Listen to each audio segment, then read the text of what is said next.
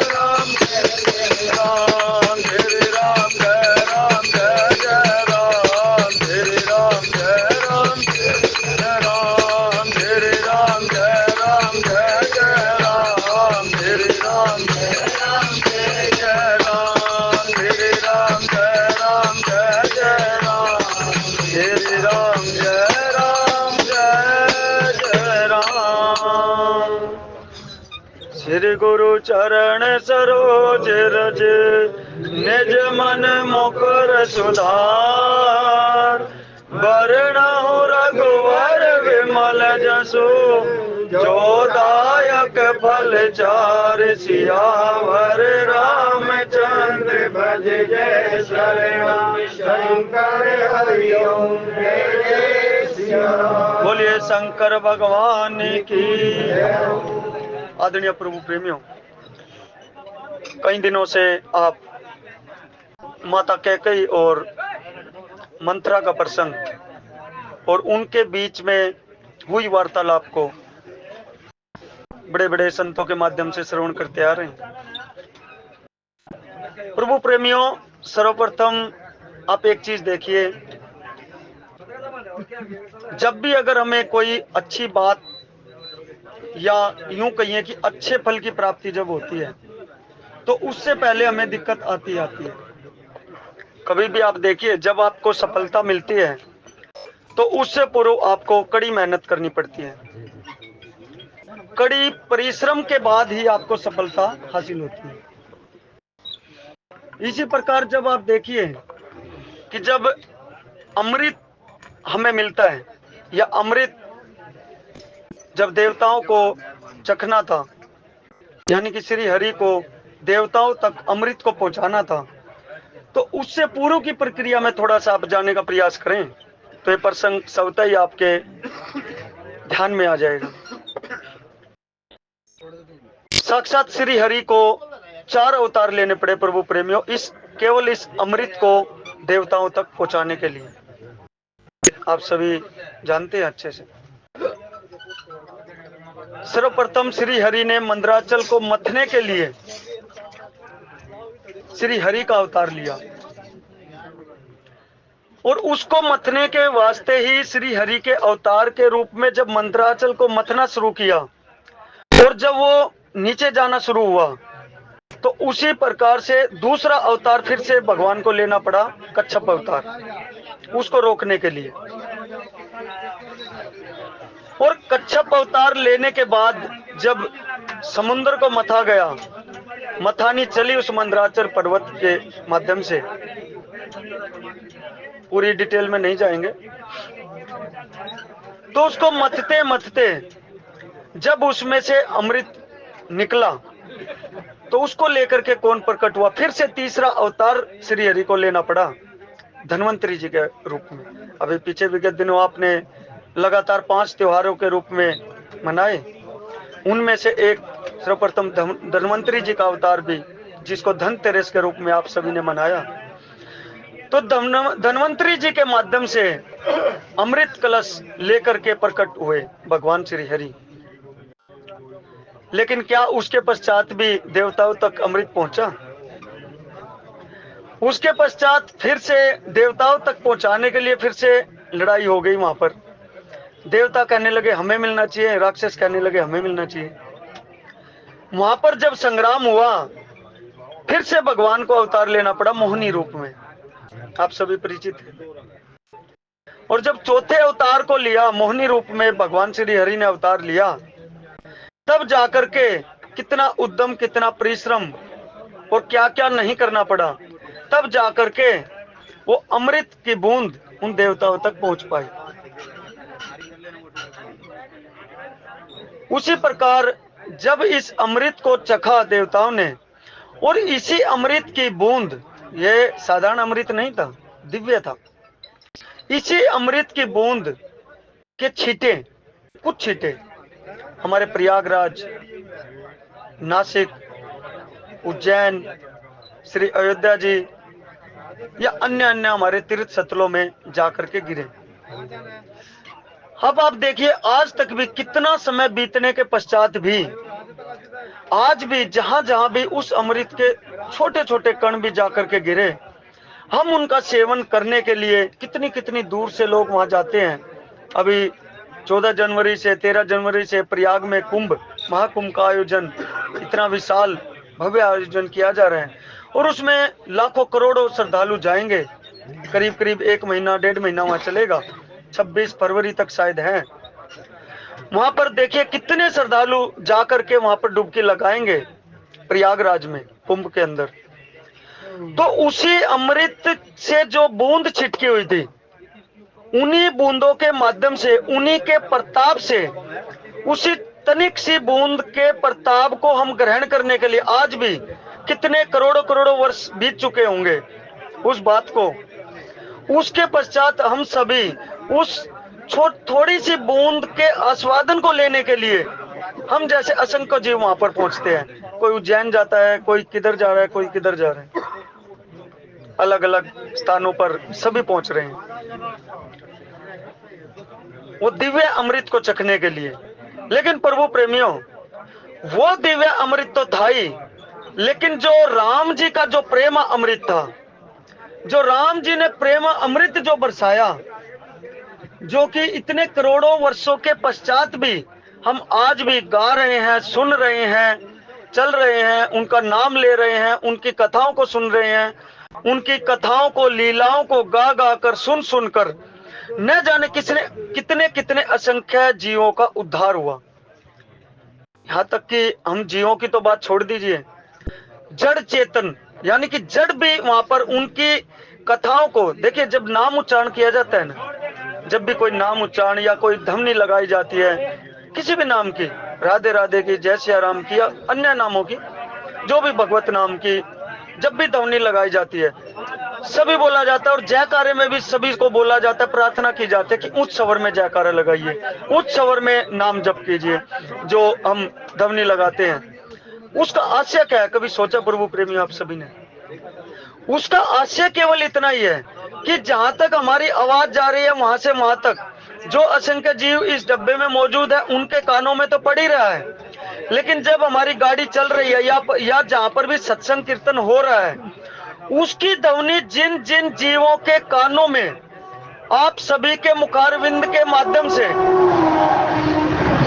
राम जय राम जय जय राम, श्री राम जय जय राम, श्री राम जय राम जय जय राम, श्री राम जय राम जय जय राम।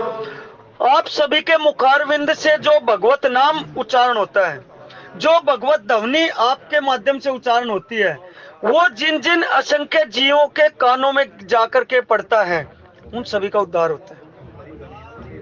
उन जीवों का आशीर्वाद आप सभी को प्राप्त होता है।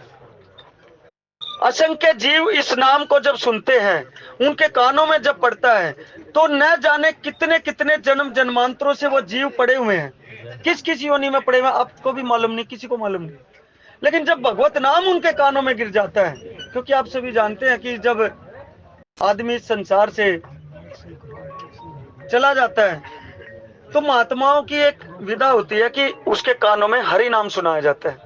हरि नाम सुनाने का महत्व यही है कि अंतिम समय में हरि नाम सुनाया जाए। तो इसी प्रकार से ये हरि नाम इसीलिए उच्चारण किया जाता है। तो वहां पर आप देखिए प्रेम अमृत जब राम जी ने बरसाया। अब आप कोई भी रासलीला आप देखते हैं या आप रामलीला भी देखते हैं, देखी भी है सभी ने, उसमें आप देखिए कि जो भी वहां पर करता धरता होगा, या आप देखिए सत्संग का आयोजन ही कोई करता है तो वहां पर कोई ना कोई मुख्य पात्र जरूर रहता है जो कि ये सारा आयोजन करता है। कोई यहाँ पर डपली बजाता है, किसी को डपली की सेवा, अब इनको पता है कि ये डपली की सेवा करते हैं तो उनको डपली दी जाती है। किसी को छेने बजाने नहीं आते तो उसको तो नहीं दिए जाते ना। कोई प्रसाद की सेवा करता है तो अन्य अन्य सेवाएं वहां पर की जाती है। तो जो भी वहां पर पात्र उचित पात्र होता है, या कि यूं कहिए कि जो फिल्म को बनाता है, नाटक को बनाता है, नाटक को बनाने वाला जो डायरेक्टर एक तरह से कहिए, वो सर्वप्रथम करता क्या है? हम तो वहां जाते हैं रामलीला या रासलीला को जब देखते हैं तो राम जी कोई बन के आता है, कृष्ण जी कोई बनकर आता है, गोपी रूप में कोई आता है, अन्य अन्य रूपों में हम पात्रों को देखते हैं। लेकिन उससे पूर्व की लीला को आप देखिए, उन पात्रों का चयन वो डायरेक्टर कहिए या प्रधान सेवक कहिए वहां का, वो उसका चयन करता है, उचित पात्रों का चयन, कि जो भाई राम जी का रोल जो निभा सकता हो उसी को राम जी का रोल दिया जाएगा। जो रावण का रोल निभा सकता हो अब हो कोई मेरे जैसा पतला सा, उसको रावण का रोल कहां से दिया जाएगा? तो रावण का रोल भी उचित पात्र देखकर ही दिया जाएगा। तो इसी प्रकार से सभी रोलों को पहले से डिसाइड करते हैं कि भाई इस रोल में ये ठीक रहेगा, और उससे पूर्व में अभ्यास भी किया जाता है कि भाई आपको किस प्रकार से अभिनय करना है।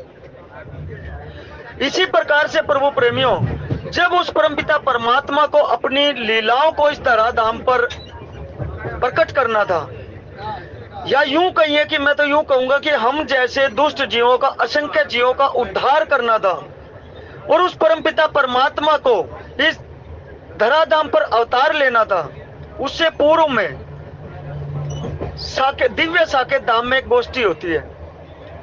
गोष्ठी में क्या निर्णय किया जाता है कि भाई राम जी कहते हैं कि सभी अपने मुक्त परिकरों को बुलाया जाता है, सभी परिकरों के साथ सभा की जाती है।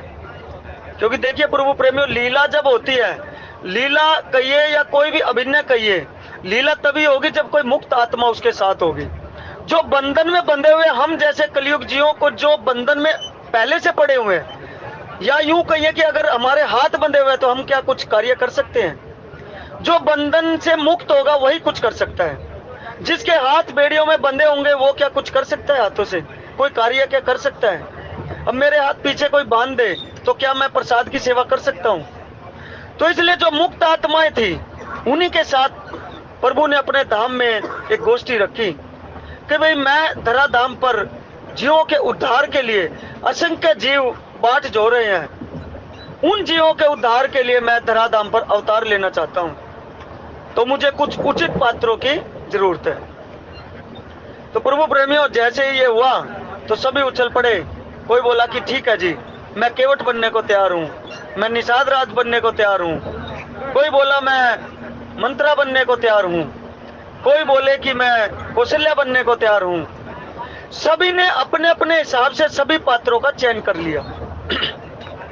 फिर जब लीला करनी होती है तो उसमें खलनायक की भी जरूरत होती है। वो भी आ गए, रावण, कुंभकर्ण या अन्य अन्य सभी राक्षस गण भी आ गए कि प्रभु आपके लीलाओं को करने के लिए हम खलनायक बनने को भी तैयार हैं। आपकी लीलाओं में हमें उचित पात्र का रोल जो मिल रहा है, चाहे आपसे विमुख हो या सन्मुख हो, लेकिन आपकी लीलाओं में सम्मिलित तो है ना भाई। आपके हमें सानिध्य प्राप्त होगा, आपके सामने रह करके, या यूं कहिए कि आपके हाथों से ही हम पार हो जाएंगे, आपके माध्यम से ही हमारा संहार होगा, और आपके माध्यम से ही असंख्य जीवों का उद्धार होगा। तो इसलिए हम ये पात्र भी करने को तैयार हैं। लेकिन प्रभु प्रेमियों, सबसे जो जरूरी पात्र था, सभी ने सभी रोलों का चयन कर लिया, लेकिन एक पात्र बच गया, कैकेयी का। क्योंकि देखिए, जिस प्रकार से समुद्र मंथन के टाइम में भी अमृत के निकलने से पहले विष अवश्य निकलता है, इसी प्रकार से प्रभु ने कहा कि भाई लीलाओं से पहले, क्योंकि एक चीज और जानिए प्रभु, क्या प्रभु ने 14 वर्ष लीला थोड़ी ना की धराधाम पर? जो वनवास की लीला प्रभु ने की, 14 वर्ष तो नहीं किया ना। उससे पहले देखिए बाल लीलाएं भी की, राज्य लीलाएं भी की, अन्य अन्य लीलाएं भी, काफी वर्षों तक भगवान धराधाम पर रहे। लेकिन केवल और केवल इन 14 वर्षों को ही क्यों संत महात्मा सबसे ज्यादा गान करते हैं, इन्हीं का आस्वादन करते हैं, इन्हीं को श्रवण करते हैं, इन्हीं का मनन करते हैं, और इन्हीं को हम जैसे जीवों के सामने प्रकट करते हैं। क्योंकि सबसे महत्वपूर्ण जो लीला भगवान ने की, वो इन्हीं वनवास लीला को अगर राम जी के लीला से हटा दिया जाए एक तरह से, तो मानस को आप उठा के देखिए बचेगा क्या। वनवास की लीला सबसे महत्वपूर्ण लीला है। वनवास की लीला के माध्यम से ही भगवान की करुणामय, कि भगवान कितना करुणामयी है, कितने दयामयी है। जो हम बोल देते हैं ना चौपाई, दीन दयाल विरुद्ध संभारे हरऊ नाथ मम संकट भारी। तो कैसे दीन दयाल है ये पता लगेगा आपको वनवास लीला श्रवण करने से। कैसे भक्तों का उद्धार करते हैं, कितने दीन दयाल है मेरे प्रभु। कैसे हम जैसे जीवों का विरुद्ध का हरण करते हैं, कैसे उनका बाणा है कि वो विरुद्ध का हरण कर लेते हैं। ये सारा कुछ हमें वनवास लीला से पता लगता है। वनवास लीला अगर नहीं होती तो क्या भरत के उस प्रेम का प्राकट्यकरण हो पाता? क्या उस महान संत के प्रेम का उद्गम हमें पता लग पाता? क्या उसकी विरह लीलाओं का पता लग पाता? जिनको प्रयागराज भी जाकर के कहते हैं कि तेरे समान, साधु साधु कह करके पुकारते हैं कि तेरे समान कोई आज तक ना हुआ ना होगा भरत, जिनको तीर्थराज प्रयाग भी ये कह करके हाथ जोड़ के नमस्कार कर लेते हैं। अरे जिनके आगमन पे रिद्धि सिद्धि सभी अनुमानिक सभी प्रकट हो जाते हैं और उनको भी तुच्छ समझते हैं भरत जी महाराज। ऐसे भगत की क्या प्रेम विवलता को कोई देख पाता अगर भगवान वनवास लीला ना करते तो प्रभु प्रेमियों वहां पर देखिए, उससे पहले जो विष निकलना था, हलाल निकलना था, उस विष का पान तो वहां पर भगवान शंकर ने पान कर लिया, लेकिन यहाँ पर भगवान शंकर का रोल किसने अदा किया? कैकेयी माता ने। प्रभु प्रेमियों, जब कैकेयी माता ने देखा कि भगवान ने जब सभी को कहा कि भाई एक रोल और बच गया कैकेयी माता का, कौशल्या भी सभी बनने को तैयार हो गई, सुमित्रा भी बनने को तैयार हो गई, लेकिन कैकेयी माता के लिए किसी ने हाँ नहीं भरी। क्यों? क्योंकि उसको इतना अपयश मिलना था। आप देखिए, करोड़ों वर्षों पुरानी घटना है, त्रेता युग की घटना। उससे और आज तक कितने समय व्यतीत हो चुका है। आज तक संसार के अंदर क्या कोई कैकेयी अपनी पुत्री का नाम रखना पसंद करता है? कितना भारी अपयश रहा होगा। सभी नाम आपको मिल जाएंगे, मेघनाथ भी मिल जाएगा आपको, कुंभकर्ण भी, वैसे चाहे मजाक में भी कहे कुंभकर्ण कहने वाले भी मिल जाएंगे। क्या किसी को कैकेयी कोई नाम रखना पसंद करता है आज? तब से लेकर के आज तक मंत्रा का रोल तो फिर भी कम था प्रभु प्रेमियों, क्योंकि उसकी तो मति फेरी गई थी केवल। वो तो देवताओं ने सभी के, या स्वार्थ कहिए या मैं तो ये कहूंगा कि सभी के हित के लिए सर्वहित था वहां पर, इसलिए मंत्रा किसी एक पात्र की ही मति फेरी जानी थी। और अयोध्या वाले की, कोई भी जो अयोध्या वासी था, जो अयोध्या में थे, उनकी मति फेरना आसान नहीं था। इसलिए मंत्रा बाहर की थी, इसीलिए उसकी मति फेरी गई। केवल मंत्रा की तो केवल मति फेरी गई, इसलिए उससे भी भारी अपयश की पिटारी जो रखी गई, वो रखी गई कैकेयी माता के सिर पर। कैसे? किसी माता का कोई इकलौता पुत्र हो और इकलौता पुत्र जिंदगी भर उसके पश्चात उसको कोई माँ कह के ना पुकारे, तो उस माँ के लिए कितना बड़ा दुख होगा प्रभु प्रेमी। आप सोच के देखो, इस संसार में भी अगर किसी का इकलौता पुत्र हो और इकलौता पुत्र माँ का त्याग कर दे, और त्याग भी कैसे कर दे कि माँ ने तो उसके भले के लिए ही कार्य किया था। आप सोचिए, कोई अगर हमारी माँ आज के टाइम में हमारे भाई का भी हक छीन के हमें दे रही है तो हम खुश होते हैं। अब देखिए, इसको अपने आप को रख के देखिए, वहां पर अगर कोई हमारी माँ दूसरे भाई का हक छीन करके हमें प्रदान कर दे तो उस माँ के तो हम चरण धो के पीते हैं आज कलयुग के दौर में। लेकिन उस समय की बात देखिए, भरत जी ने केवल और केवल, भरत जी का तो हित था, अनिहित क्या था उसमें? भरत जी का बुरा क्या चाहा था कैकेयी माता? भरत जी का तो हित चाहा था उल्टा। लेकिन भरत जी महाराज ने उसको ठुकराया क्यों? कि मेरे राम से मेरे को दूर कर दिया, और राम से भी दूर करना कोई बात नहीं थी, मेरे राम को वनवास दे दिया, मेरे राम को इतनी भारी कष्ट में डाल दिया मेरी माँ ने। ये मेरी माँ नहीं हो सकती। और प्रभु प्रेम, उसके पश्चात से जब तक लीला रही, संपूर्ण लीला आप उठा के देखे, किसी शास्त्र में नहीं मिलेगा कि भरत जी महाराज ने माँ भी कह के पुकारा हो कैकेयी माता। तो कितना भारी अपयश मिलना होगा। तो जब कोई पात्र कैकेयी माता का रोल करने को नहीं मिला तो राम जी उदास हो गए कि मैं धराधाम पर अवतार नहीं ले रहा। जब उदास देखा तो कैकेयी माता ने देखा कि मेरे प्रभु तो उदास है। प्रभु प्रेमियों, वहां पर कैकेयी माता ने देखा कि प्रभु उदास क्यों है। पता लगा कि ऐसे ऐसे एक रोल था जिसको लेने को लेकर के सारे के सारे जो मुक्त परिकर भी थे वो भी लेने को राजी नहीं हुए, इसलिए राम जी उदास हो गए। प्रभु प्रेम, इतना सुनते ही कैकेयी माता उछल के और राम जी के पास आकर के खड़ी हो गई और आकर के बोली कि हे भगवान, मैं कैकेयी का रोल लेने के लिए तैयार हूं। कहती है, माँ आप रोल लेने के लिए कैसे तैयार हैं? लेकिन मुझे सिर्फ एक चीज बताइए, कह रहे माँ इतना अपयश आपको मिलेगा कि जन्म जन्मांतर तक आपका नाम लेने वाला कोई नहीं मिलेगा। यहाँ तक कि आपका स्वयं का जो पुत्र होगा वो भी आपका नाम नहीं लेगा, वो भी आपको दुदकारेगा। पूरी अयोध्या में या कि यूं कहिए कि जहां भी आप जाएंगे आपको दुदकारने के सिवा कुछ मिलेगा नहीं, केवल और केवल अपयश ही अपयश मिलेगा। और इतना भारी विषपान आपको करना पड़ जाएगा माँ, इतने विष की घूंट आपको भरनी पड़ जाएगी। प्रभु प्रेमियों, संत जन वर्णन करते हैं कि इतना भारी हलाल जो शंकर भगवान ने पिया था, जिसका ताप इतना अधिक हो गया था कि वो देवों का देव महादेव का ताप भी शांत नहीं हुआ था, उसको भी आखिर में जाकर के माँ ने ही शरण दी, तब जाके महादेव का भी ताप शांत हुआ था। माँ ने किसने? वहां भी गौ माता ने शरण दी थी। प्रभु प्रेमियों, महादेव को भी गौ माता के उदर में प्रवेश करना पड़ा था, उसके बाद जाकर के वो ताप शांत हुआ था। इतना भयंकर हलाल भगवान शंकर ने पिया था। तो राम जी कहते हैं कि माँ उस हलाल विष से भी कई गुना ज्यादा हलाल विष, ये अपयश की पिटारी, ये इतना भारी हलाल विष होगा कि इसको आप क्या पान कर पाओगी? तो कैकेयी माता कहती है कि प्रभु मुझे केवल और केवल इतना बताइए, संसार तो क्या, तीनों लोकों में तो क्या, ब्रह्मांड के किसी भी लोक में ले जाकर के मुझे कोई दिक्कत नहीं, चाहे सभी मेरे विमुख हो जाएं, केवल और केवल आप तो मेरे विमुख नहीं होंगे ना, आप तो मेरे ऊपर प्रसन्न रहेंगे ना। तो राम जी इतना सुनते ही संत जन वर्णन करते हैं, माता कैकेयी की गोद में जाकर बैठ गए। वात्सल्य भाव उमड़ पड़ा प्रभु प्रेमियों वहां पर। और राम जी कहने लगे माँ केवल और केवल मुझे प्यार रहेगा तो आपसे ही रहेगा, आप जितना प्यार प्रेम मैं किसी से भी नहीं करूंगा। और प्रभु प्रेमियों, और आपका और मेरा प्यार इतना बरकरार रहेगा कि इतना प्यार और प्रेम मैं जिसके उधर से प्रकट होऊंगा मुझे उससे भी नहीं रहेगा जितना प्रेम मैं आपसे करूंगा माँ।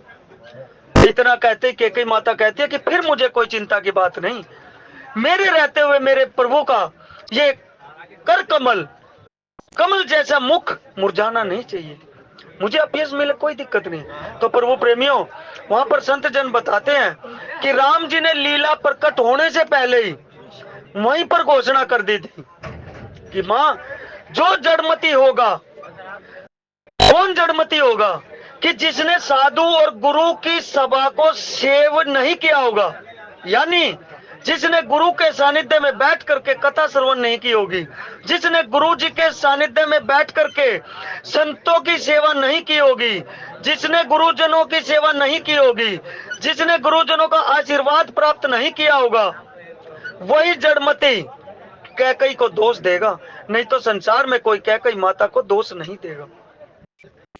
प्रभु प्रेमियों, कैकेयी का पात्र इतना आसान नहीं था, कोई लेने को तैयार नहीं था। और अगर कैकेयी माता इस पात्र को ना निभाती तो आप सोच के देखिए, राम जी का वात्सल्य, राम जी की प्रेमा भक्ति, भरत जी का विरह प्रेम, भरत जी का प्राकट्य, या यूं कहिए कि समस्त भगत जनों का जो उद्धार होना था, क्या वो सबरी माता वहीं बैठी रहती? क्या सबरी माता बाट जोती रहती अगर राम जी का अवतार नहीं होता? अगर कैकेयी माता वहां पर ये इतना भारी अपयश नहीं लेती तो क्या राम जी वनवास जा पाते? कोई ना कोई कारण तो राम जी के जाने का, वनवास जाने का बनना ही था ना, जिसके कारण असंख्य जीवों का उद्धार होना था। क्या विश्वामित्र जी महाराज जाकर के कितने करोड़ों करोड़ों संतों की हड्डियों का विशाल ढेर दिखा करके जब राम जी प्रतिज्ञा करते हैं कि मैं असुरों से, क्या इन सभी राक्षसों विहीन कर दूंगा धराधाम को, क्या वो प्रण कर पाते वहां पर? क्या धराधाम उन असुरों से, उन राक्षसों से विहीन हो पाती धराधाम? क्या उसके पश्चात ये सारा का सारा अगर ये नहीं प्राकटीकरण होता राम जी का, तो कौन जानता कि कौन भरत, कौन जानता कि कौन विश्वामित्र, कौन जानता कि आगे चल करके कौन केवट, कौन जिस केवट की गाथा को गा गा कर यहाँ संत मुनि हर रोज हमें आनंदित करते हैं, उस केवट की महिमा को कौन जान पाता? प्रभु प्रेमियों, कोई भी नहीं जान पाता। लेकिन प्रभु प्रेमियों, वहां पर कैकेयी माता ने ये रोल निभाया। और यहाँ पर गोस्वामी तुलसीदास जी क्या कहते हैं? प्रिय बदनी सिक दी नहीं तो ही, सपने हूं तो पर कोप न मोही, सुदिन सुमंगलदायक सोई, तोर कहा पुर जेहि दिन होई। यहाँ पर कैकेयी माता का और मंत्रा का संवाद चल रहा है। और फिर यहाँ पर कैकेयी माता कहते कि हे प्रिय वचन कहने वाली मंत्रा, क्योंकि मंत्रा ने वहां पर कैकेयी माता को बोला कि आपको क्या कुछ शुद्ध है कि अयोध्या के अंदर क्या क्या चल रहा है। यहाँ पर देखिए कितने भारी मंगल गान हो रहे हैं, बाहर देखिए कितने बाजे बज रहे हैं, कितने चौराहे चौक पुराए जा रहे हैं, सभी पे सजावट हो रही है। और प्रभु प्रेमियों, आप देखिए जो गोस्वामी तुलसीदास जी वर्णन करते हैं कि चौराहों को सजाया गया और दरवाजों को, चौखटों को, महलों को, मंदिरों को, दुकानों को, बाजारों को, सभी को सजावट की गई। प्रभु प्रेमियों, अभी कभी ध्यान दिया कि ये चौराहे, ये सब गोस्वामी तुलसीदास जी ने वर्णन क्यों किया, यहाँ पर इनको सजाने की क्यों बात कही गई। प्रभु प्रेमियों, ये चौक चौराहे और कुछ भी नहीं, अगर इनका आध्यात्मिक अर्थ आप निकालेंगे तो ये चौक चौराहे आपके सारा कुछ अंदर ही है। आपके हृदय रूपी पटल पर ये समस्त चौराहे भी विराजमान है, समस्त बाजार भी विराजमान है, समस्त चौखटे भी विराजमान है, समस्त दरवाजे भी विराजमान है। क्यों आपके शरीर के अंदर क्या 9 दरवाजे नहीं है? और अगर इन 9 दरवाजों से किसी जीव का प्राण बाहर निकलते हैं तो क्या उसको ठीक माना जाता है? कभी नहीं माना जाता। तो इन चौकों को पुरवाने की, चौकों को सजाने की बात गोस्वामी जी क्यों कहते हैं कि हे जीव, इस हृदय रूपी पटल को, इस हृदय रूपी पटल को चारों तरफ से इतनी सजावट कीजिए, लेकिन इसकी सजावट होगी कैसे? क्या अंदर आप कुछ सजावट का सामान डाल सकते हैं? आप इसमें करोड़ रुपए तोले की चीज खाइए, आप क्या बन के निकलेगा अंदर से? आप सभी जानते हैं। मैं कहता हूं कि कोई 1 करोड़ की 1 तोले चीज आती हो, वो भी आप खाइए, क्या वो अलग बन के निकलेगी? उसका भी मल ही निकलेगा, वो भी मल निकलेगा। ये हमारी जो फैक्ट्री है, विष रूपी फैक्ट्री, इसको संत जन बताते हैं। विष भरा पड़ा है प्रभु प्रेमियों इसके अंदर। लेकिन फिर कहते हैं कि साधन धाम मोक्ष कर द्वारा, यही साधन है कि ये शरीर हमें मिला है, इसी से मोक्ष की प्राप्ति भी होती है।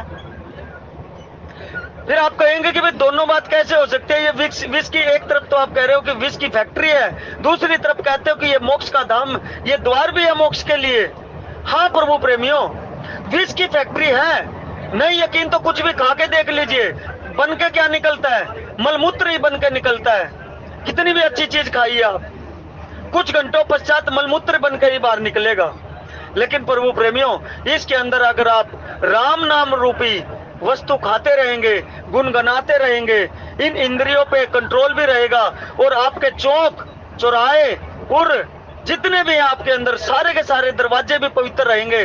और अंदर जब राम नाम की लो लगी रहेगी, इस विषय वासनाओं रूपी दुर्बुद्धि वचनों से आप बचे रहेंगे जब, तो इनसे बचकर जब आप रहेंगे, क्योंकि संत जन बताते हैं कि संग भी ऐसा करना चाहिए। संग की क्यों बात करते हैं यहाँ पर? क्योंकि जैसी संगति में रहेंगे, रंगति हमारी वैसी चढ़ेगी। हम बैठ के राजनीति की बात करने लग जाएं तो राजनीति ही हमारे मत्थे चढ़ी रहेगी। हम इधर उधर की बातें करते रहेंगे तो इधर उधर की बातें ही हमारे मत्थे चढ़ती रहेंगी, हमें उन्हीं का भान होता रहेगा।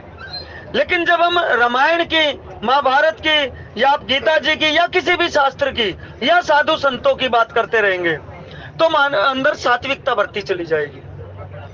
और वो सात्विकता ऐसी रहेगी कि हमारे अंदर जब हमारा मन, देखिए मन पे कंट्रोल इतना आसान नहीं है किसी का भी, क्योंकि देखिए ऐसा ही आवरण हमने ओढ़ा हुआ है, क्योंकि हम सब गृहस्थ हैं, कोई संत तो है नहीं, और गृहस्थी में सारी चीजें आड़े आती हैं।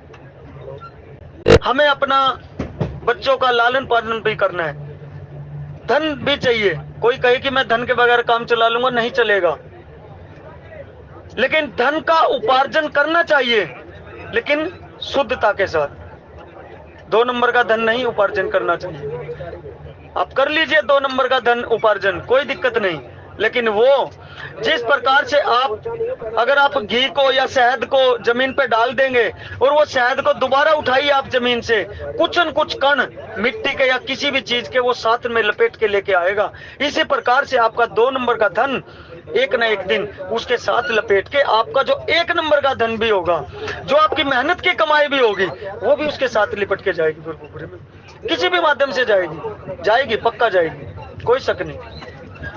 कुछ पल भर की खुशी हमें दे जाएगा, लेकिन हमारे कई जन्म जन्मांतरों को बिगाड़ के चला जाएगा। तो इसलिए इन अंदर वाले सभी चौराहों को, इनको पुरवारों को, रखवारों को, सभी को हमें दुरुस्त रखना है। तो इसीलिए जब भी ध्वनि लगाई जाए राम नाम की, किसी भी हरि नाम की, तो सभी को उच्चारण अवश्य करना चाहिए, क्योंकि चिंतन तो हमारा चलता ही रहता है प्रभु, कहीं भी चलेगा। एक पल भी हम कर्म करे बगैर नहीं रह सकते, ये तो आप जान लीजिए, आप साक्षात अनुभव करके देख लीजिए। एक पल भी, कोई पल ऐसा नहीं जाएगा जिसमें आपका कोई ना कोई चिंतन ना बनता होगा। यहाँ तक कि आपको सोते टाइम भी, सुषुप्ति अवस्था में भी आपका चिंतन बना रहता है। इसीलिए महात्मा लोग कहते हैं कि सोने से पहले श्री हरि नाम लेकर के सोइए, लेते लेते आपको नींद आ जाए तो आप विश्वास करिए, सुबह जब भी आपको या बीच में भी आपको जागृति आएगी तो हरि नाम चलता रहेगा। आपकी माला अगर दिन में नहीं हो पाई तो सोने से पहले आप लेने का अभ्यास करिए, लेते लेते सो जाइए, तो आपका अभ्यास पूरा हो जाएगा। आपकी जो नियमावली है वो सुबह पूर्ण हो जाएगी ऑटोमेटिक। आप कभी आजमाइश करके देखिए। लेकिन हम करते क्या, मोबाइल खोल के बैठ जाते हैं, मोबाइल में इधर उधर की बातें, कभी न्यूज पढ़ते हैं कि भाई सारा दिन तो न्यूज देखने का मौका मिला नहीं, शाम को न्यूज देखते हैं हम, चलो कोई टीवी में, मोबाइल में, अन्यथा जैसे भी, चलो न्यूज देख लेते हैं। न्यूज देखते देखते हम वहीं पे सो जाते हैं, क्योंकि टीवी या जब स्क्रीन हमारे सामने होती है तो नींद जल्दी आती है हमें, कभी भी देखिए। तो इससे अच्छा है प्रभु प्रेमियों, अगर आप मोबाइल भी चलाने की आदत है तो कोई दिक्कत नहीं, ये इतनी बुरी चीज नहीं है। विज्ञान के माध्यम से ही है जो कि हम महात्माओं की कथा यूट्यूब पे निकाल निकाल करके सुन लेते हैं। महात्माओं के दूर बैठे भी, कई हजारों किलोमीटर दूर बैठे हैं, तो भी उनके वहां क्या चल रहा है लाइव देख लेते हैं। ये विज्ञान का ही कमाल है।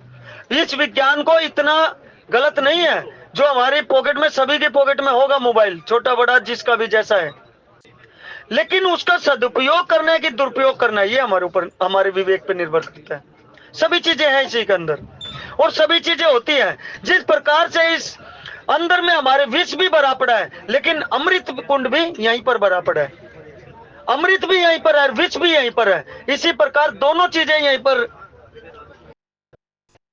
जब बादल आ जाए तो कृपा बता देना, तो कोई बात नहीं। तो प्रभु प्रेमियों, दोनों चीज हमारे अंदर विद्यमान है। अब दोनों में से हमारी बढ़ोतरी किस चीज की हमें करनी है? हमें विष की पिटारी को बढ़ोतरी में ले जाना है या हमें उस अमृत कुंड को प्राकट्य करना है? ये हमारे ऊपर निर्भर करता है। क्योंकि देखिए, एक सिंपल सी भाषा में बोल देते आत्मा सो परमात्मा, वो बहुत बढ़िया बात है। लेकिन प्रभु प्रेम में उस आत्मा को आप भूखी मारोगे तो क्या आत्मा सो परमात्मा आपके अंदर रहेगा? उस आत्मा की खुराक सभी को पता है। उस आत्मा की खुराक क्या है? क्या ये जो आप भोजन करते हैं ये आत्मा की खुराक है क्या? ये तो हमारे इस पेट खड्डे की खुराक है, हमारी इन इंद्रियों की खुराक है। जो भी हम चीजें खाते हैं, जो भी हम भोजन करते हैं, ये हमारी केवल और केवल इन इंद्रियों की खुराक है। उस आत्मा की खुराक तो केवल और केवल हरि नाम, राम नाम है। उस आत्मा को जब हम प्रज्वलित करते रहेंगे, उस आत्मा को प्रॉपर समय समय पर खुराक देते रहेंगे, और मैं तो यूं कहूंगा कि आप कार्य करते रहिए और उसको खुराक देते रहिए ना। जब आप देखिए, आपके दो तरफ से युद्ध होता है। जब आप सेना को टाइम पे हथियार भी, भोजन भी, सामग्री भी, किसी सेना के पास सभी हथियार भी मौजूद है, सभी कुछ मौजूद है, और दूसरी साइड में आपके ना हथियार है उनके पास, ना उनको टाइम पे भोजन मिलता, तो कौन जीत पाएगा? आप स्वयं में आकलन कर लीजिए। जब आपकी आत्मा को प्रॉपर समय समय पर खुराक मिलती रहेगी राम नाम रूपी, तो आत्मा आपकी प्राकट्य रहेगी ना। आत्मा कभी आपको इधर उधर जाने ही नहीं देगी, भटकने ही नहीं देगी। आपको कहीं जाने की जरूरत नहीं है। कोई नहीं कहता कि आप उधर जाओ उधर जाओ, नहीं जाओ, आप घर में रह के ही भजन करो, उस हरि नाम का उच्चारण घर में रह के ही कीजिए, कोई दिक्कत नहीं। नहीं जा पाए, क्योंकि देखिए जाने के लिए भी समय भी चाहिए, अर्थ भी चाहिए, बहुत कुछ चाहिए, नहीं हो पाता सभी के पास, तो कोई दिक्कत नहीं। जहां जो है वहीं से हरि प्राप्ति हो सकती है, कोई दिक्कत वाली बात नहीं है। जहां जो है वहीं पर खुश रहिए, जिसको जितना मिला उसी में खुश रहिए, लेकिन हरि नाम जरूर रखते रहिए। हरि नाम के बगैर भाई गुजारा नहीं है। तो यहाँ पर देखिए मंत्रा कैकेयी माता को क्या क्या उल्टी सीधी पट्टियां पढ़ाती है, और शुरू में देखिए मंत्रा की कोई बात को भी कैकेयी माता ध्यान में नहीं लेती, वो बोलती रही है, कुछ कुछ बताती रही है, लेकिन कोई भी बात को कानों में नहीं डालती। कैकेयी माता सोचती है कि इसकी बोलने की आदत है, ये तो ज्यादा बोलती है, इसलिए बोलती रहने दो इसको। वो बोल रही है। जब मंत्रा ने भी देख लिया कि भाई ये तो बात बनने वाली नहीं है, वहां पर देखिए भरत जी महाराज की सौगंध खाती है मंत्रा। देखिए आज के प्रसंग में भरत जी महाराज की सौगंध खाती है कि मैं भरत जी की सौगंध खा करके कहती हूँ कि जो मैं कह रही हूँ वो सत्य कह रही हूँ। अब प्रभु प्रेमियों वहां पर वो राम जी की भी सौगंध खा सकती थी, भरत जी की ही सौगंध क्यों खाई?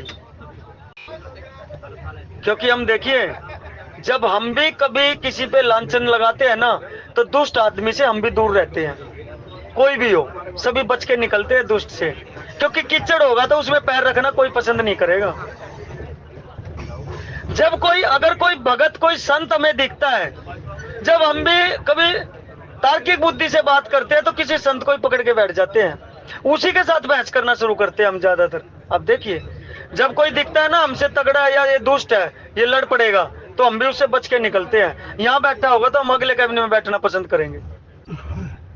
तो वहां पर भी मंत्रा ने भी समझा कि भरत जी ही, वो कहते हैं ना कि शेली डाली जिसको पकड़ते हैं कि कमजोर कड़ी, कि भरत जी तो संत प्रवृत्ति के हैं। और सबसे बड़ी बात क्या थी कि भरत जी उस समय पर अयोध्या में विराजमान नहीं थे।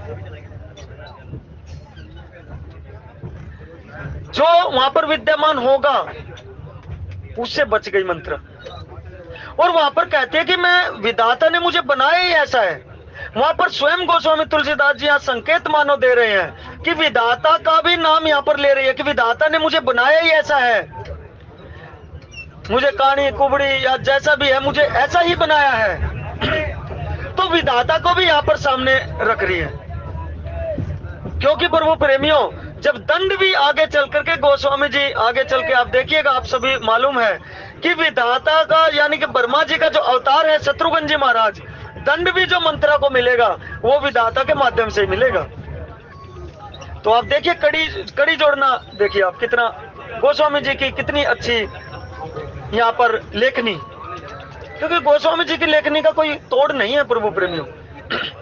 संत जन कवि जन, यहाँ तक कि प्रभु प्रेमियों इस मानस पे तो पीएचडी कर करके थक चुके हैं लोग, भारत की बात छोड़िए बाहर के लोग भी, लेकिन इसका पार नहीं पा सके, यहाँ तक कि कमी नहीं ढूंढ सके। कोई तार्किक बुद्धि से कहता रहे तो कहता रहे, लेकिन मानस में कोई एक शब्द की भी कोई कमी नहीं निकाल पाया। तो इसलिए यहाँ पर फिर कैकेयी माता कहती है,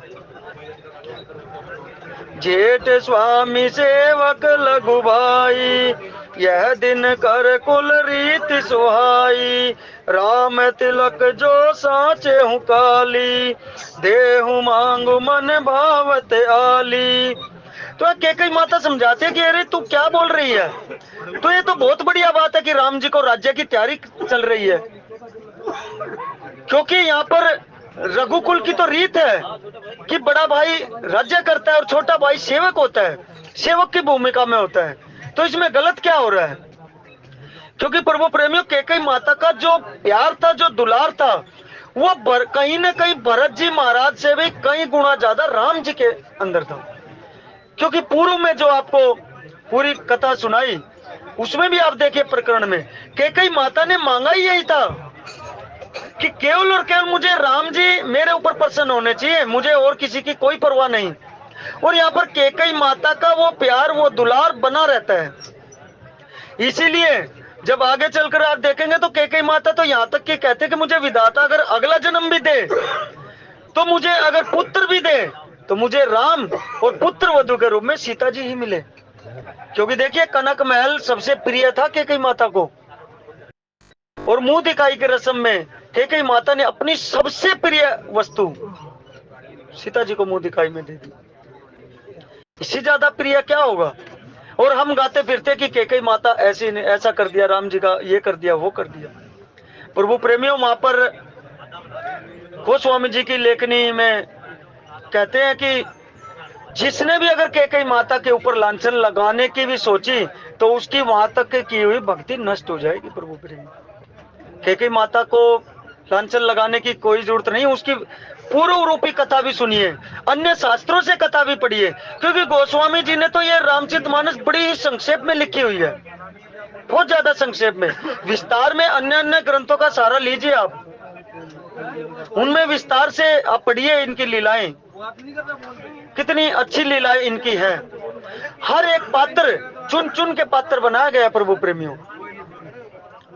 तो यहाँ पर कैकेयी माता कहते कि अरे तू क्या बोल रही है, ये तो रघुकुल की और सूर्यवंश की ही परंपरा है कि बड़ा भाई राज्य करता है और छोटा भाई उसका सेवक होता है, तो इसमें गलत क्या हो रहा है? ये तो रीति है।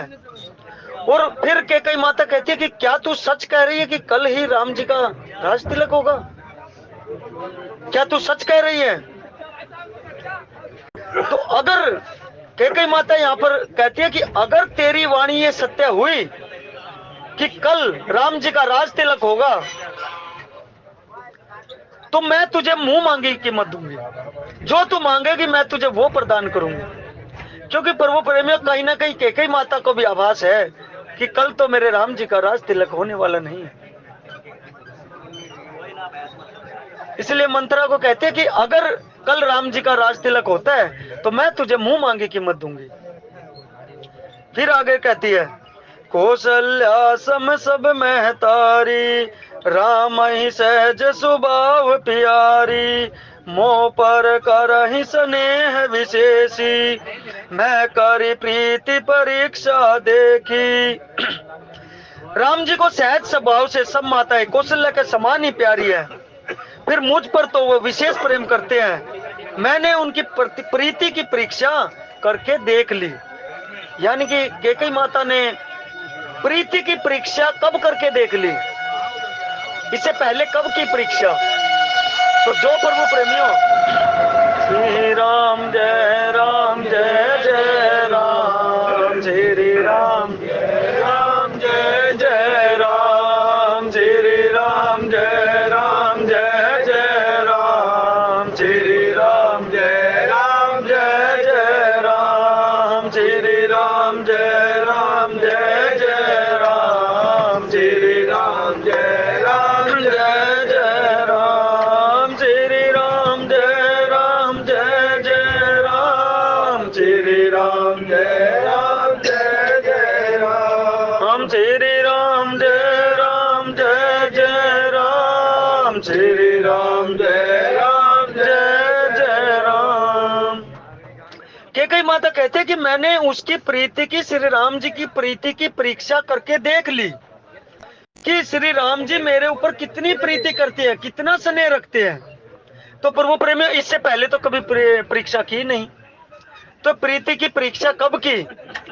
प्रभु प्रेमियों, जो आपको पहले ही कथा सुनाई वही राम जी की प्रीति की परीक्षा थी, क्योंकि राम जी से पहले ही मांग चुकी है कैकेयी माता कि कितना कुछ भी हो जाए लेकिन मेरे ऊपर प्रीति मत छोड़िएगा भगवान, और मेरे ऊपर केवल। और हम भी कहते हैं ना कि जिसका राम जी राजी है उसका क्या कोई कुछ बिगाड़ सकता है। तो प्रभु प्रेमियों, ये तो सर्वथा ही है, जिसके ऊपर उस परमपिता परमात्मा की मेहरबानी अगर है तो उसका कोई क्या बिगाड़ सकता है।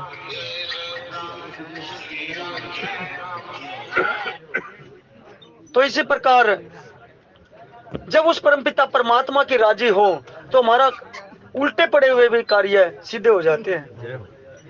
और ये प्रभु प्रेमियों, ये बहुत बार संतों की जीवनी में, भक्तों की जीवनी में, और यहाँ तक कि मैं स्पष्ट कर दूं, यहाँ चलने वालों की जीवनी में हमने कई बार प्रत्यक्ष देखा है। कि जिसके बिल्कुल ही बिगड़े हुए काम थे, लेकिन उसने न परवाह करते हुए केवल और केवल श्री राम जी में ही प्रीति रखी, उस श्री कृष्ण जी में ही प्रीति रखी, भगवत नाम में ही प्रीति रखी, उसके सवते ही काम बनते चले गए। बिगड़े हुए काम जो संसार को छटपटाते हुए देखते चले गए। हम देखिए द्रौपदी माता का उदाहरण देते हैं ना, सभी साधु संत द्रौपदी माता का उदाहरण देते हैं कि जब तक अपने पतियों में, इधर उधर बंधु बांधवों में, गुरुजनों में, सभी की ओर नहीं आ रही द्रौपदी माता, यहाँ तक कि भीष्म पितामह सभी के अंदर प्रार्थना की कि मेरी लाज बचा लो, लेकिन क्या कोई बचा पाया? नहीं बचा पाया। लेकिन जब उस एक की टेक लगाई, जब उस कृष्ण काले की टेक लगाई, तो क्या कोई कुछ बिगाड़ पाया? उसके बाद कोई क्या द्रौपदी माता का बाल विवाह का कर सका? क्या वस्त्र खत्म हो पाया? खींचते खींचते वो 10,000 हाथियों का बल रखने वाला दुशासन भी हार के थक के जमीन पे गिर पड़ा। तो इसलिए प्रभु प्रेमियों, उस राम जी का, उस परमपिता परमात्मा का चिंतन खाली बैठे हैं। अब ट्रेन रुक रही है, किसी के हाथ में है क्या? कोई चला सकता है? हम यहाँ पर कितने भी चिंतित हो ले, लेट हो या सवेर हो, कुछ भी हो, क्या कोई चला सकता है? आपके हमारे हाथ में कुछ भी नहीं। तो इससे अच्छा है ना मोबाइल देख देख के बार बार ग्रुपों पे चेक करते रहते हैं क्या चला, क्या आ रहा है, क्या जा रहा है, क्या फर्क पड़ेगा उससे? चलो आपको पता लग गया इसके पीछे 4 गाड़ियां हैं, आप क्या उन चारों को रोक के इसका चलवा सकते हो? कर लो आप, ग्रुप पे कितना चेक करोगे? चलो, आपको पता लग गया कि भाई गाड़ी रुकी हुई है तो रुकेगी, वो जब चलेगी चलेगी, आपके ना चलाने से चलेगी, ना हमारे कहने से चल पाएगी। तो क्यों ना अपना चिंतन उस श्री राम जी में ही लगाए रखें? क्योंकि जो आप सोच रहे हैं कि मैं ऑफिस में लेट हो रहा हूं, मैं भी लेट हो रहा हूं, मेरी पहली गाड़ी छूट गई 1 मिनट पहले, लेकिन क्या होगा? जो होना हो। अगर हम श्री राम जी का चिंतन करेंगे, और प्रभु प्रेमियों ये मैं प्रत्यक्ष बता रहा हूं, मेरे साथ कई बार बीती हुई है। जिस काम के लिए मैं जल्दी जाना चाहता था, वो सवता काम मेरा बिगड़ा ही नहीं आज तक, वो सवता ही बना हुआ मिला मुझे। मैं पहुंचा हूं ना पहुंचा हूं, कोई फर्क नहीं पड़ रहा, क्योंकि किसी के जाने ना जाने से कोई काम नहीं ना बनता ना बिगड़ता। जिसका वो रघुनाथ जी टेर रखना चाहेंगे, वो पहुंचे या ना पहुंचे, उसकी टेर वो स्वयं निभाएंगे। कितने प्रत्यक्ष उदाहरण है प्रभु प्रेमी आपके पास। राजा जयमल का आपके पास उदाहरण है।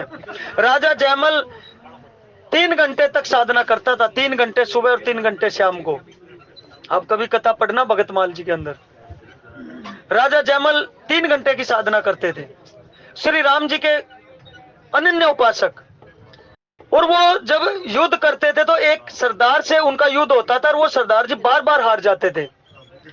उन्होंने सोचा कि भाई मैं बार बार मात खा रहा हूं राजा जयमल से, इसका कोई ना कोई तो वीक पॉइंट होगा ही होगा, कोई ना कोई इसका देखिए। कोई अपने गुप्तचरों को भेजा, गुप्तचरों ने आकर के सलाह दी कि भगवान एक ही केवल और केवल उनका कारण है जिसके कारण आप उसको हरा सकते हो, राजा जयमल को। कहते बताइए? कह रहे राजा जयमल सुबह और शाम 3 घंटे साधना में बैठते हैं। उन 3 घंटों के अंदर अगर आप चढ़ाई कर दें तो राजा जयमल उठेगा नहीं अपनी साधना से, और आप युद्ध जीत जाएंगे। आप हमला कीजिए। उसके बाद प्रभु प्रेमियों, राजा जयमल का सख्त आदेश थे पूरे महल में, पूरे अपनी प्रजा के अंदर, कि इन 3 घंटों के अंदर चाहे जो मर्जी हो जाए, मुझे कोई नहीं डिस्टर्ब करेगा। तो प्रभु प्रेमियों, जैसे ही संध्या में बैठते हैं राजा जयमल, तुरंत सरदार जी घात लगाए बैठे थे, तुरंत हमले की तैयारी कर देते और तुरंत हमला करना शुरू कर दिया। जब अफरा तफरी मची, बिगुल बज गया युद्ध का, अफरा तफरी मच गई कि भाई राजा जयमल का तो समय हो गया, राजा तो हमारे बैठ गए साधना में, अब क्या होगा? अब तो हमारी सबकी मौत निश्चित है। सरदार ने हमला कर दिया।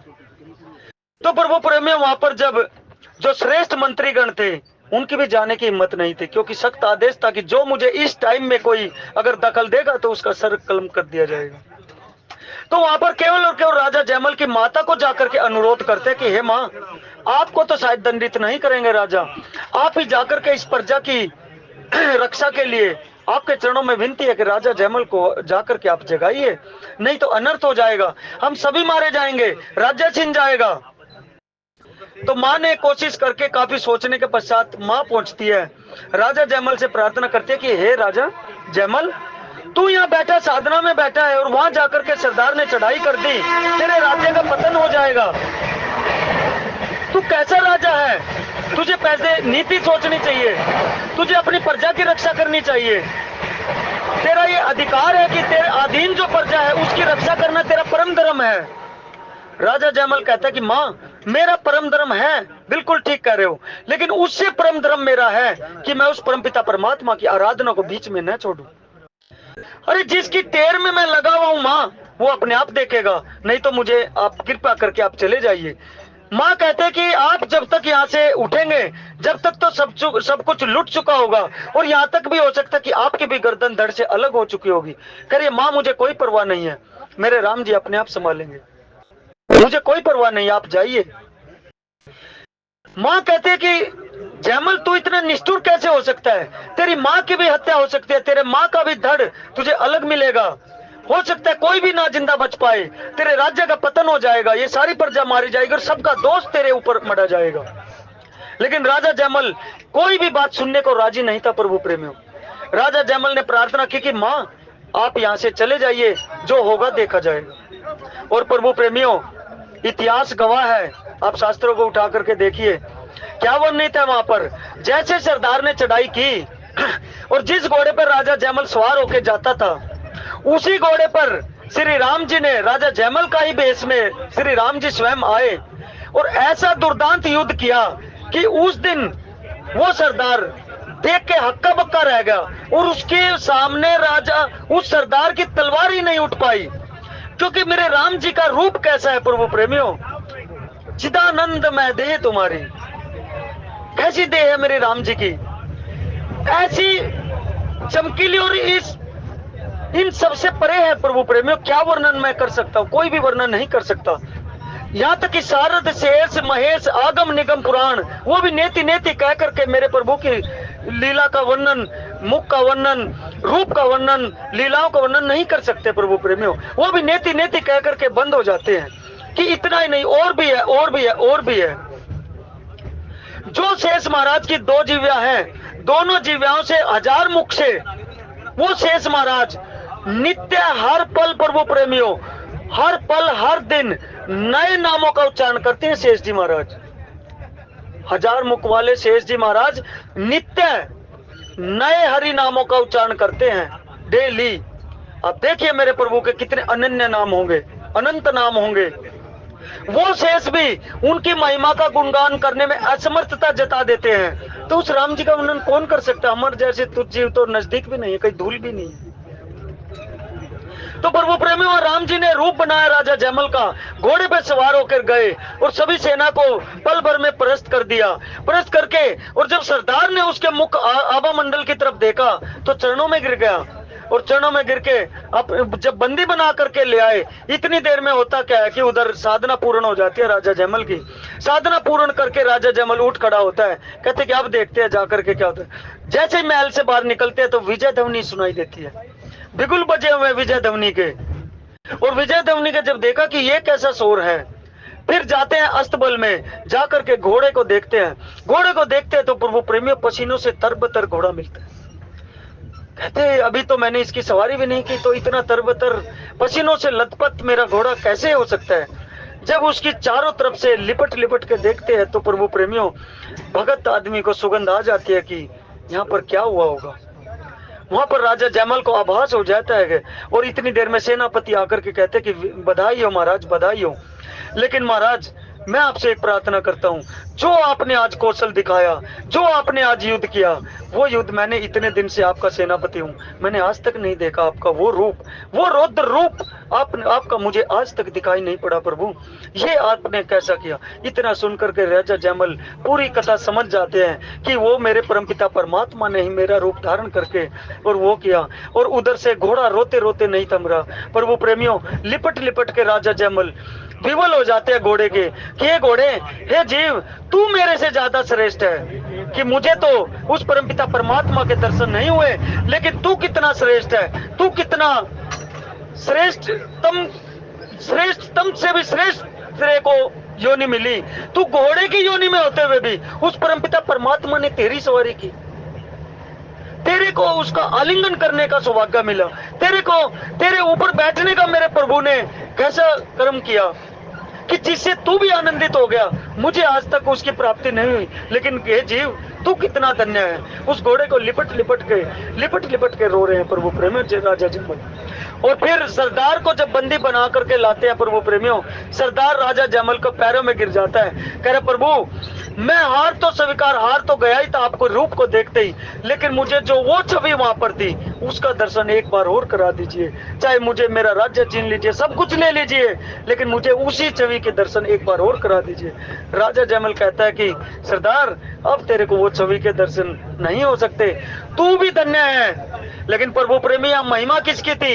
एक भगत की महिमा के कारण उस घोड़े को भी आलिंगन करने का सौभाग्य प्राप्त हुआ, उस घोड़े के ऊपर भी सवारी प्रभु ने की, और उस दुष्ट राजा को भी उसके दर्शन परमपिता परमात्मा हुए। किसके कारण? इसीलिए कहते हैं भगत से दुश्मनी भी करो तो उसको भी स्वीकार करते हैं, लेकिन उसका अनिष्ट करने की कभी मत सोचना प्रभु प्रेमियों, क्योंकि भगत का अगर आपने अनिष्ट किया तो दुर्वासा ऋषि की कहानी पढ़ लेना प्रभु प्रेमियों। दुर्वासा ने जान बचानी भारी हो गई थी जब राजा अमरीश का थोड़ा सा ही छोटा सा अपराध किया था, तो राजा दुर्वासा की उस ऋषि की कहानी पढ़ लेना कि एक भगत का अपराध किया था छोटा सा, भागते फिरे थे कहां तक, कोई बचाने वाला नहीं था, क्योंकि मारे कृष्ण तो बचावे कौन और बचावे कृष्ण तो मारे कौन। तो प्रभु प्रेमियों जब उस परमपिता परमात्मा के रास्ते पर हम चलते हैं तो पूर्ण दृढ़ता के साथ चलना चाहिए, हमें केवल फॉर्मेलिटी नहीं करनी चाहिए। बहुत लोगों के मुख से हम सुनते हैं कि यहाँ ट्रेन में तो केवल फॉर्मेलिटी होती है, वही टाइम पास करते हैं ये लोग। पर वो प्रेमियों उन लोगों से पूछो जो यहाँ से रिटायर हो गए या नौकरी छूट गई या इधर से अभी नौकरी पे आना नहीं आना होता उनका, या यहाँ तक कि मैं ऐसे लोगों को भी जानता हूँ जो बाय रोड जाते हैं, जब उनसे कभी कभार बात होती है ना प्रभु प्रेमियों तो विवल हो जाते हैं, कहते प्रभु ट्रेन चाहे लेट हो चाहे कैसी भी स्थिति हो, ट्रेन में उस सत्संग के डब्बे में आना हमारा तो जीवन ही व्यर्थ हो गया। लेकिन क्या करें, कुछ दिक्कतें ऐसी होती हैं कि उनको निभाना भी जरूरी हो जाता है। तो मेरे ख्याल से समय की परिधि जो भी भाव आप सभी के समक्ष प्रकट हो पाए, संत महात्माओं की वाणी प्रभु प्रेम में मेरा अपना कुछ नहीं है, त्रुटि के लिए मैं क्षमा प्रार्थी हूँ, और जो भी भाव प्रकट हो पाए माता पार्वती और भगवान शंकर के श्री चरणों में प्रदान करते हुए बोलिए जय सिया राम। जय सिया राम।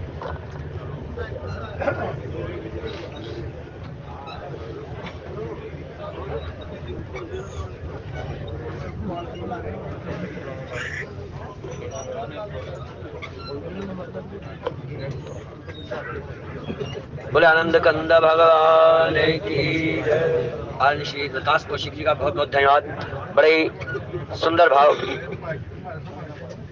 आप सभी एक बार भारत माता की जय बोलिए। क्यों? कल 19 नवंबर को महारानी लक्ष्मीबाई, झांसी की रानी लक्ष्मीबाई का जन्मदिन था। मात्र केवल 29 वर्ष की आयु के अंदर उन्होंने अपनी शहीदी दे दी। ऐसी वीरांगना, आज उनका जो स्टेशन का नाम भी वीरांगना लक्ष्मीबाई के नाम से है।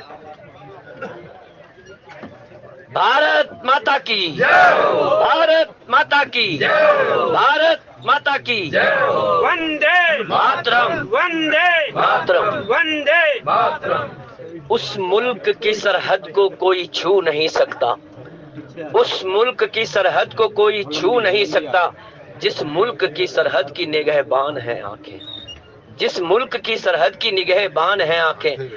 अरे जहां पर सरहद के ऊपर हमारे वीर शूरवीर सिपाही खड़े हों और देश की रक्षा के लिए खड़े हों, क्यों वहां पर, और ये सब जो हम आज अपने देश के अंदर सुरक्षित हैं, देश के अंदर आराम से सो सकते हैं, तो इसलिए क्योंकि वहां पर निगहबान है आंखें। उस निगहबान है आंखें। रानी लक्ष्मीबाई का जन्म 19 नवंबर 1828 को हुआ था और उनकी मृत्यु झांसी के किले के बाहर अंग्रेजों से लड़ते हुए, तीन जो घोड़े बहुत प्रसिद्ध हैं, महारानी लक्ष्मीबाई का घोड़ा, महाराणा प्रताप का घोड़ा और राणा सांगा का घोड़ा। ये 3 घोड़े चेतक के नाम से तो आज भी हल्दी घाटी के अंदर उनकी प्रतिमा बनी हुई है। उनकी प्रतिमा, जो चारण है, जो भाट है, जो इनका गुणगान करते हैं, इनकी वीरता का बखान करते हैं, वो बड़े सुंदर ढंग से कहते हैं। और वो कहते हैं, वहां पर आज अगर झांसी के किले में जाइए तो वहां पर कड़क बिजली नाम की तोप आज भी है। जो झांसी के किले में गए हैं, वहां पर अंदर जाते ही सबसे पहले जो है कड़क बिजली नाम की जो है एक तोप रखी हुई है, जिसका वहां पर प्रयोग होता था।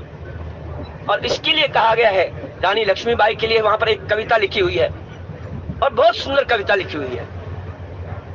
चित्रा मिली थी अर्जुन को, जो बुंदेलखंड के रहने वाले हैं ना, जो चारण और भाट हैं, वहां की वीरांगनाओं की, उस महारानी लक्ष्मीबाई की बड़े सुंदर ढंग से वर्णन करते हैं। चित्रा मिली थी अर्जुन को, शंकर को मिली भवानी थी, बुंदे लहर बोलों के मुख हमने सुनी कहानी थी।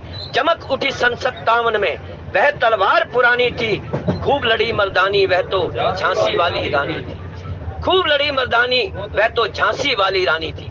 और हमारे मध्य में रमेश जी हैं, बड़े ओजस्वी विचार रखते हैं और वीरता के बारे में, क्योंकि जो बड़े बड़े वीर हैं उनके बारे में जब भी कभी भारत माता की जय बोलनी हो या अन्य कोई बात करनी हो तो रमेश जी हमारे बड़े सुंदर ढंग से बात करते हैं। मैं उन्हीं से प्रार्थना करूंगा 2 मिनट के लिए वो भी अपनी बात रखेंगे। आनिश रमेश।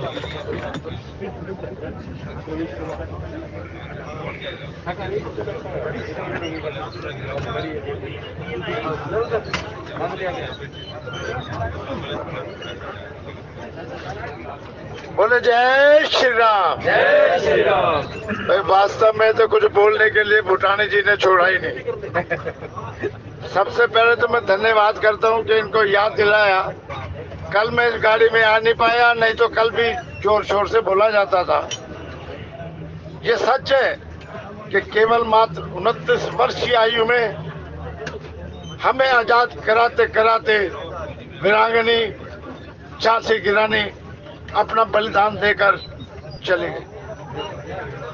अंग्रेजों के दांत खट्टे करने वाली ताकत का नाम है रानी झांसी लक्ष्मीबाई।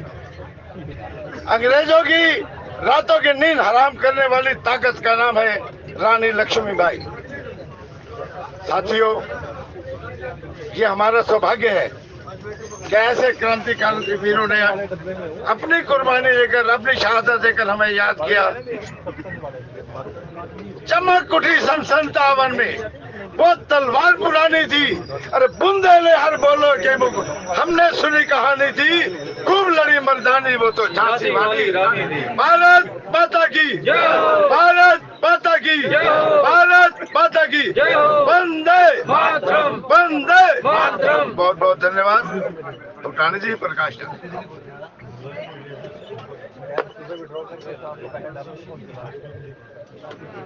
ये आपकी पावर से हो जाता काम सारा, पता है आपको? तो पावर तक नहीं है ना।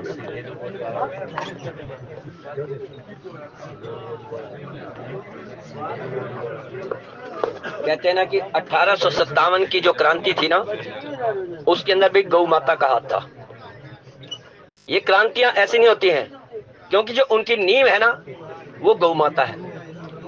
जो गाय की चर्बी कारतूस के अंदर डाली गई थी और उसको दांतों से निकालना पड़ता था उस चर्बी को, और उसके कारण से जो मंगल पांडे थे मेरठ के, मंगल पांडे ने जो है वहां से एक 1857 की क्रांति का सूत्रपात किया था।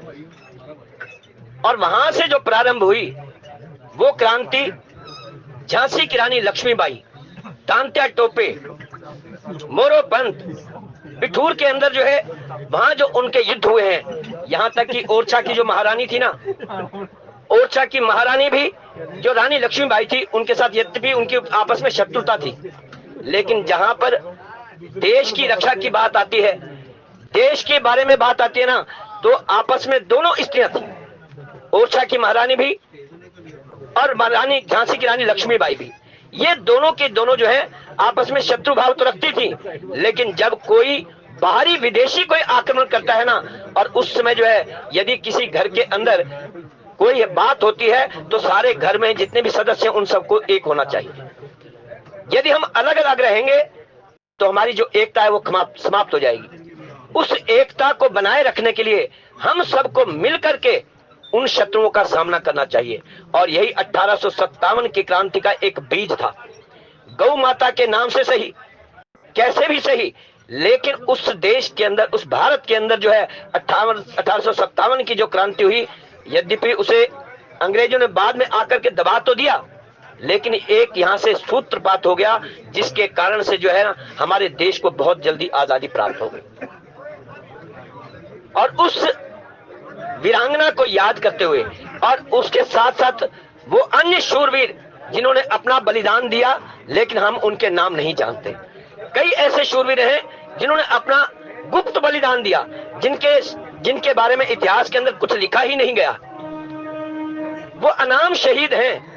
तो उन अनाम शहीदों को भी याद करते हुए हम सब उनको शत शत नमन करते हैं उनके चरणों के अंदर, क्योंकि कहते ना, लगेंगे हर बरस मेले, देश पे मिटने वालों का यही बाकी निशान होगा। शहीदों की चिताओं पर लगेंगे हर बरस मेले, वतन पे मिटने वालों का यही बाकी निशान होगा। हम सब यही कर सकते हैं, क्योंकि हमारे हाथ में और क्या है कि हम जाकर के उनके जो जहां पर उन्होंने बलिदान दिया है और जो उनकी चिताएं जहां उनकी जली हैं, तो उनके ऊपर जाकर के केवल मात्र उसका टीका ही, उस मिट्टी का टीका लगा लें, तो यही हमारे लिए सबसे बड़ी जो है उनके लिए श्रद्धांजलि होगी, भावांजलि होगी। ये सबसे बड़ी भावांजलि है, ये सबसे बड़ी श्रद्धांजलि है। तो आइए एक बार जोर से भारत माता की जय, भारत माता की जय, भारत माता की जय, वंदे मातरम, वंदे मातरम, इनकलाब जिंदाबाद, इनकलाब जिंदाबाद, इनकलाब जिंदाबाद, बुलानंद कंद भगवान।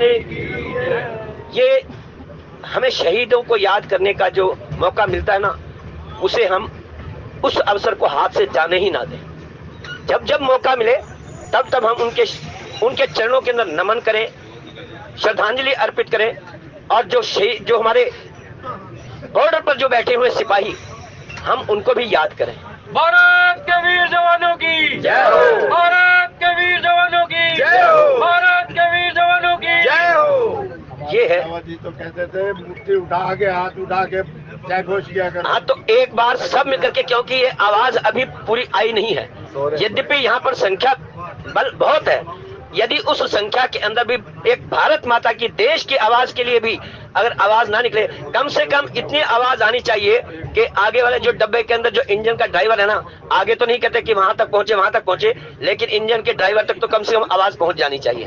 एक बार जोर से बोलिए, भारत माता की जय, भारत माता की जय, भारत माता की जय, वंदे मातरम, वंदे मातरम, वंदे मातरम। धन्यवाद आप सभी का, बहुत बहुत धन्यवाद।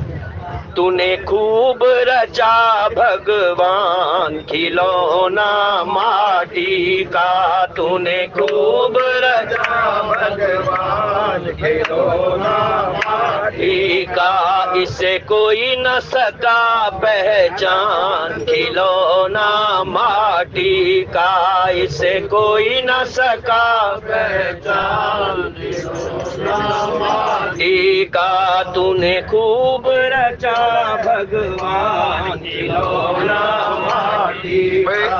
आदरणीय जैन साहब का आदेश है कि एक और जोश भरा जाए, जो हमेशा हमें याद रहता है कि हमारे क्रांतिकारी वीरों की कुर्बानी व्यर्थ नहीं जाएगी। अब सभी होशियार हैं और कोई बुरी नजर से देखेगा उसे उड़ा दिया जाएगा। अब सबके हाथ तिरंगा हो, अब सबके हाथ तिरंगा हो और इंकार की बोली हो। जो भारत मुर्दाबाद का है उसके सीने में गोली हो। भारत माता की जय, भारत माता की जय, भारत माता की तूने खूब रचा भगवान खिलौना माटी का, तूने खूब रचा भगवान खिलौना माटी का, इस इसे कोई न सका पहचान, खिलौना माटी का इसे कोई न सका पहचान, खिलौना माटी का। पैर दिए तीरथ करने को, पैर दिए तीरथ करने। ये सत्संग का डब्बा भी तीर्थ है। जो यहाँ पर आता है ना वो समझ लो कि तीर्थ में आ गया। जब सब के सब संत बैठे हो, संतों की कथा जहाँ पर होती हो, प्रभु के नाम का गुणगान जहाँ पर होता हो, वो तीर्थ से कम थोड़े ही है। इसलिए पैर दिए तीरथ करने को, पैर दिए तीरथ करने को, हाथ दिए कर दान, खिलौना माटी का तूने हाथ दिए कर दान, खिलौना माटी का तूने खूब रचा भगवान, खिलौना माटी का तूने खूब रचा भगवान, माटी का तूने खूब रचा भगवान, खिलौना माटी का तूने खूब रचा भगवान, माटी का इसे कोई न सका पहचान, खिलौना माटी का इसे कोई न सका पहचान, माटी का। नैन दिए दर्शन करने को, नैन दिए दर्शन करने को, नयन दिए दर्शन करने को, नयन दिए दर्शन करने को, कान दिए सुन ज्ञान, खिलौना माटी का तूने कान दिए सुन ज्ञान, माटी का तूने खूब रचा भगवान, खिलौना माटी का तूने खूब रचा भगवान, खिलौना। आज का प्रसंग भी यही है। जो मंत्रा के अंदर जो देवताओं ने मति फेरी है, तो क्या कारण है? उसके अंदर भी प्रभु की इच्छा है। होई है वही जो राम रच राखा, और को कर तरक बढ़ावई शाखा। अरे भगवान ने उसको भी तो बनाया है, मंत्रा को भी बनाया है, कैकेयी को भी बनाया है। ये सब उसी के लिए तो है। नैन दिए दर्शन करने को, नयन दिए दर्शन को, कान दिए सुन ज्ञान, खिलौना माटी का तूने कान दिए सुन ज्ञान, खिलौना माटी का तूने खूब रचा भगवान, खिलौना माटी का तूने खूब रचा भगवान, माटी का। नाक दई मुखड़े की शोभा, नाक दई मुखड़े की शोभा, नाक दई मुखड़े की शोभा, नाक दई मुखड़े की शोभा, जीवा दई रट राम, खिलौना माटी का तूने जीव दई रट राम, खिलौना माटी का तूने खूब रचा भगवान, खिलौना माटी का तूने खूब रचा भगवान, माटी का इसे कोई न सका पहचान, खिलौना माटी का इसे कोई न सका पहचान, खिलौना माटी का। मेरे जैसे लाखों आए, मेरे जैसे लाखों आए, लाखों इस माटी ने खाए, लाखों इस माटी ने खाए, कोई रहा ना नामो निशान, खिलौना माटी का कोई रहा ना नामो निशान, माटी का तूने खूब रचा भगवान, खिलौना माटी का तूने खूब रचा भगवान, खिलौना माटी का इसे कोई पहचान, खिलौना माटी का तुझसे कोई न पहचान, खिलौना माटी का।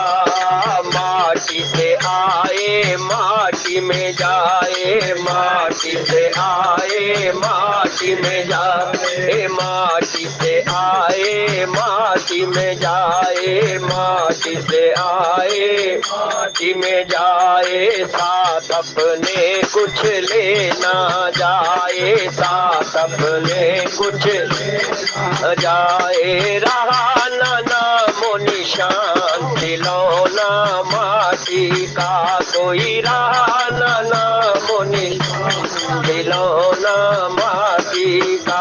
तूने खूब रचा भगवान, खिलौना माटी का तूने खूब रचा भगवान, माटी का। इसे कोई न सका पहचान, खिलौना माटी का। इसे कोई न सका पहचान, खिलौना माटी का। इस संसार के अंदर 3 हट प्रसिद्ध है, 3 हट प्रसिद्ध है, और एक है त्रियाहट, बालहट और राजहट। ये 3 तो सबसे ज्यादा प्रसिद्ध है, लेकिन एक चौथा भी है और वो है योग हट। योग हट के अंदर कम नहीं है योग हट, योग हट तो इन तीनों से भी बड़ा है। अरे एक कपिल मुनि जी ने महाराज सगर के 60,000 पुत्रों को जला करके राख कर दिया, 60,000 पुत्रों को। और महर्षि अगस्त्य ने 3 अंजलि के अंदर पूरे सागर को पी लिया, 3 अंजलि के अंदर पूरे सागर को पी लिया। योग हट भी कम नहीं है, लेकिन बालहट, त्रियाहट और राजहट ये सबसे अधिक प्रसिद्ध हैं। क्योंकि गोस्वामी महाराज यही कहना चाहते हैं कि ये जो त्रियाहट है, यहाँ पर चाहे वो मंत्रा हो या कैकेयी हो, आखिर में उनका जो परिणाम है वो क्या निकलेगा, उसका परिणाम क्या निकलना है। कैकेयी को तो अपयश प्राप्त होगा, महाराज दशरथ की मृत्यु होगी, और उसके साथ साथ भरत जी भी उस राज्य को स्वीकार नहीं करेंगे। जब भरत जी उस राज्य को स्वीकार नहीं करेंगे तो इसके अंदर, इसके जो पीछे जो चाल चल रही है वो मंत्रा की चाल भले ही हो, लेकिन उसके अंदर एक हट छुपा हुआ है। क्योंकि यदि किसी को मुंह के ऊपर कोई काना कुबरा खुरा कहता है तो सामने जो कहा जाता है ना, उसका बड़ा दुख होता है। मुख पर किसी को कह दो तो उसके साथ रहते हैं कि द्रौपदी ने केवल इतना ही तो कहा था कि अंधे का पुत्र अंधा, और महाभारत हो गया इतना बड़ा। क्योंकि जुबान एक ऐसी होनी चाहिए, ऐसी वाणी बोलिए मन का आपा खोए, और औरन को शीतल करें और आपहु शीतल होए। बसी कुसंग, क्योंकि मंत्रा कौन है, मंत्रा का कुसंग है कैकेयी के साथ। बसी कुसंग चाहत कुशल, बसी कुसंग चाहत कुशल, क्योंकि कौन कुशल चाहते हैं, कह रही में जिए सोच। कहते हैं जो कुसंग का साथ करते हैं और उसके साथ साथ अपना कल्याण चाहते हैं, कहते हैं बस कुसंग चाहत कुशल, रहीमन कहे जिए सोच। समुद्र की महिमा घटी और रावण बसा पड़ोस। समुद्र की भी महिमा घट गई, क्यों? क्योंकि रावण उनके पड़ोस में बसता है। और कारण क्या रहा? श्री राम जय जय राम, श्री राम जय जय राम, श्री राम जय राम, श्री राम जय राम। बसी कुसंग चाहत कुशल, कहे रहीम जिए सोच। समुद्र की महिमा घटी और रावण बसा पड़ोस। भगवान राम को भी तीर निकालना पड़ा, और तीर निकालना पड़ा कि निकाल के लक्ष्मण जी को आज्ञा दी कि मेरे को वो तीर ला करके दो, आज मैं इसको सुखा दूंगा, इस समुद्र को सुखा दूंगा। इसका अर्थ क्या है? पड़ोस अच्छा होना चाहिए, संग अच्छा होना चाहिए, कुसंग नहीं है। सुमति कुमति सब के उर रहे ही, नाथ पुराण निगम अस कहे ही। जहां सुमति तह संपत्ति नाना, जहां कुमति तह विपत्ति निधाना। जहां पर सुमति होती है वहां पर अनेकों प्रकार के धन धान्य संपदा संपत्ति और सुख शांति होती है। लेकिन जहां पर कुसंग हो और वहां पर, क्योंकि जो रहीम उत्तम प्रकृति, जो उत्तम प्रकृति के लोग होते हैं, जो रहीम उत्तम प्रकृति का कर सकत कुसंग, क्योंकि 3 प्रकार के लोग होते हैं। हम अगर उसका विवेचन करें तो 3 प्रकार के लोग, एक होते हैं उत्तम प्रकृति, जो कह रहीम उत्तम प्रकृति का कर सकत कुसंग, चंदन विश्व व्यापत नहीं और लिपटे रहत भुजंग। चंदन विश्व व्यापत नहीं, लिपटे रहत भुजंग। कहते चंदन के ऊपर जो है, जो विषधर हैं, जो सर्प हैं, वो उससे लिपटे रहते हैं, लेकिन वो अपनी सुगंध नहीं छोड़ता। ये कौन है? जो उत्तम प्रकृति के लोग हैं। कहे रहे में उत्तम प्रकृति, जो उत्तम प्रकृति के लोग हैं वो उनके साथ क्या है? क्या कर सकत कुसंग और चंदन विश्व व्यापत नहीं और लिपटे रहत भुजंग। उनके साथ ये है उत्तम प्रकृति के लोग। लेकिन कुसंग का असर ऐसा होता है कि पड़ोस भी अच्छा होना चाहिए, संग भी अच्छा होना चाहिए, कुसंग नहीं होना चाहिए। और कुमति सुमति कुमति सब के उर रही, नाथ पुराण निगम अस कहीं। जहां सुमति तह संपत्ति नाना, जहां कुमति तह विपत्ति निधाना। इसलिए जो मंत्रा है वो कुसंग है, वो कुसंग का साथ है। और मंत्रा के साथ ऐसी ऐसी बातें उन्होंने की है, क्योंकि वो ऐसी स्त्री कहते हैं ना, त्रिया हठ, वो भी उसका हट है। क्यों? उसे उन्होंने कैकेयी ने स्पष्ट कह दिया कि काने खोरे कुबरे, लेकिन कहा क्यों? मुख पे क्या, अगर किसी को अंधा कहो, अगर आप उसको प्यार से ये कहो ना कि सूरदास जी कह दो। और ऐसे व्यक्ति को कभी भी स्पष्ट रूप से मुख पर कभी बोलना नहीं चाहिए। और उसका भारत क्या कारण होता है कि महाभारत होती है, और यहाँ पर भी कैकेयी के साथ भी वही बात हुई। चाहे वो हंसकर कहा, मुस्कुरा दी उनको कह करके, क्या मैं तेरे पर गुस्सा नहीं हूं, पहले तो कह दिया, लेकिन उसके पश्चात कहते हैं मैं तेरे पर गुस्सा नहीं हूं, क्रोध नहीं करते हूं। अरे तू तो मेरे साथ दहेज में आई है, तू तो मेरी जन्म की दासी है। जब से महाराज कैकेयी नरेश ने तुझे मेरे साथ ही भेजा है, अरे मैं तुझे पर क्रोध कैसे कर सकती हूँ? मैं तुझे पर क्रोध कर ही नहीं सकती, क्योंकि तू तो मेरे साथ में आई है और तू तो मेरे मायके की है। और जब मायके का व्यक्ति कोई भी आ जाए, चाहे छोटा से छोटा, चाहे गांव का भी कोई व्यक्ति आ जाए ना, तो उसके साथ भी स्त्री का प्रेम हो जाता है। उसके साथ भी वो प्रेम से स्नेह से बात करती है, घर में आकर उसका स्वागत करती है कि मेरा भाई आ गया। गांव का हो भले ही, गांव का, चाहे ये जरूरी नहीं है कि सगा भाई हो, गांव का हो ना, तो मेरे गांव से आया है, मेरे गांव से नहीं आया, मेरा भाई आया है।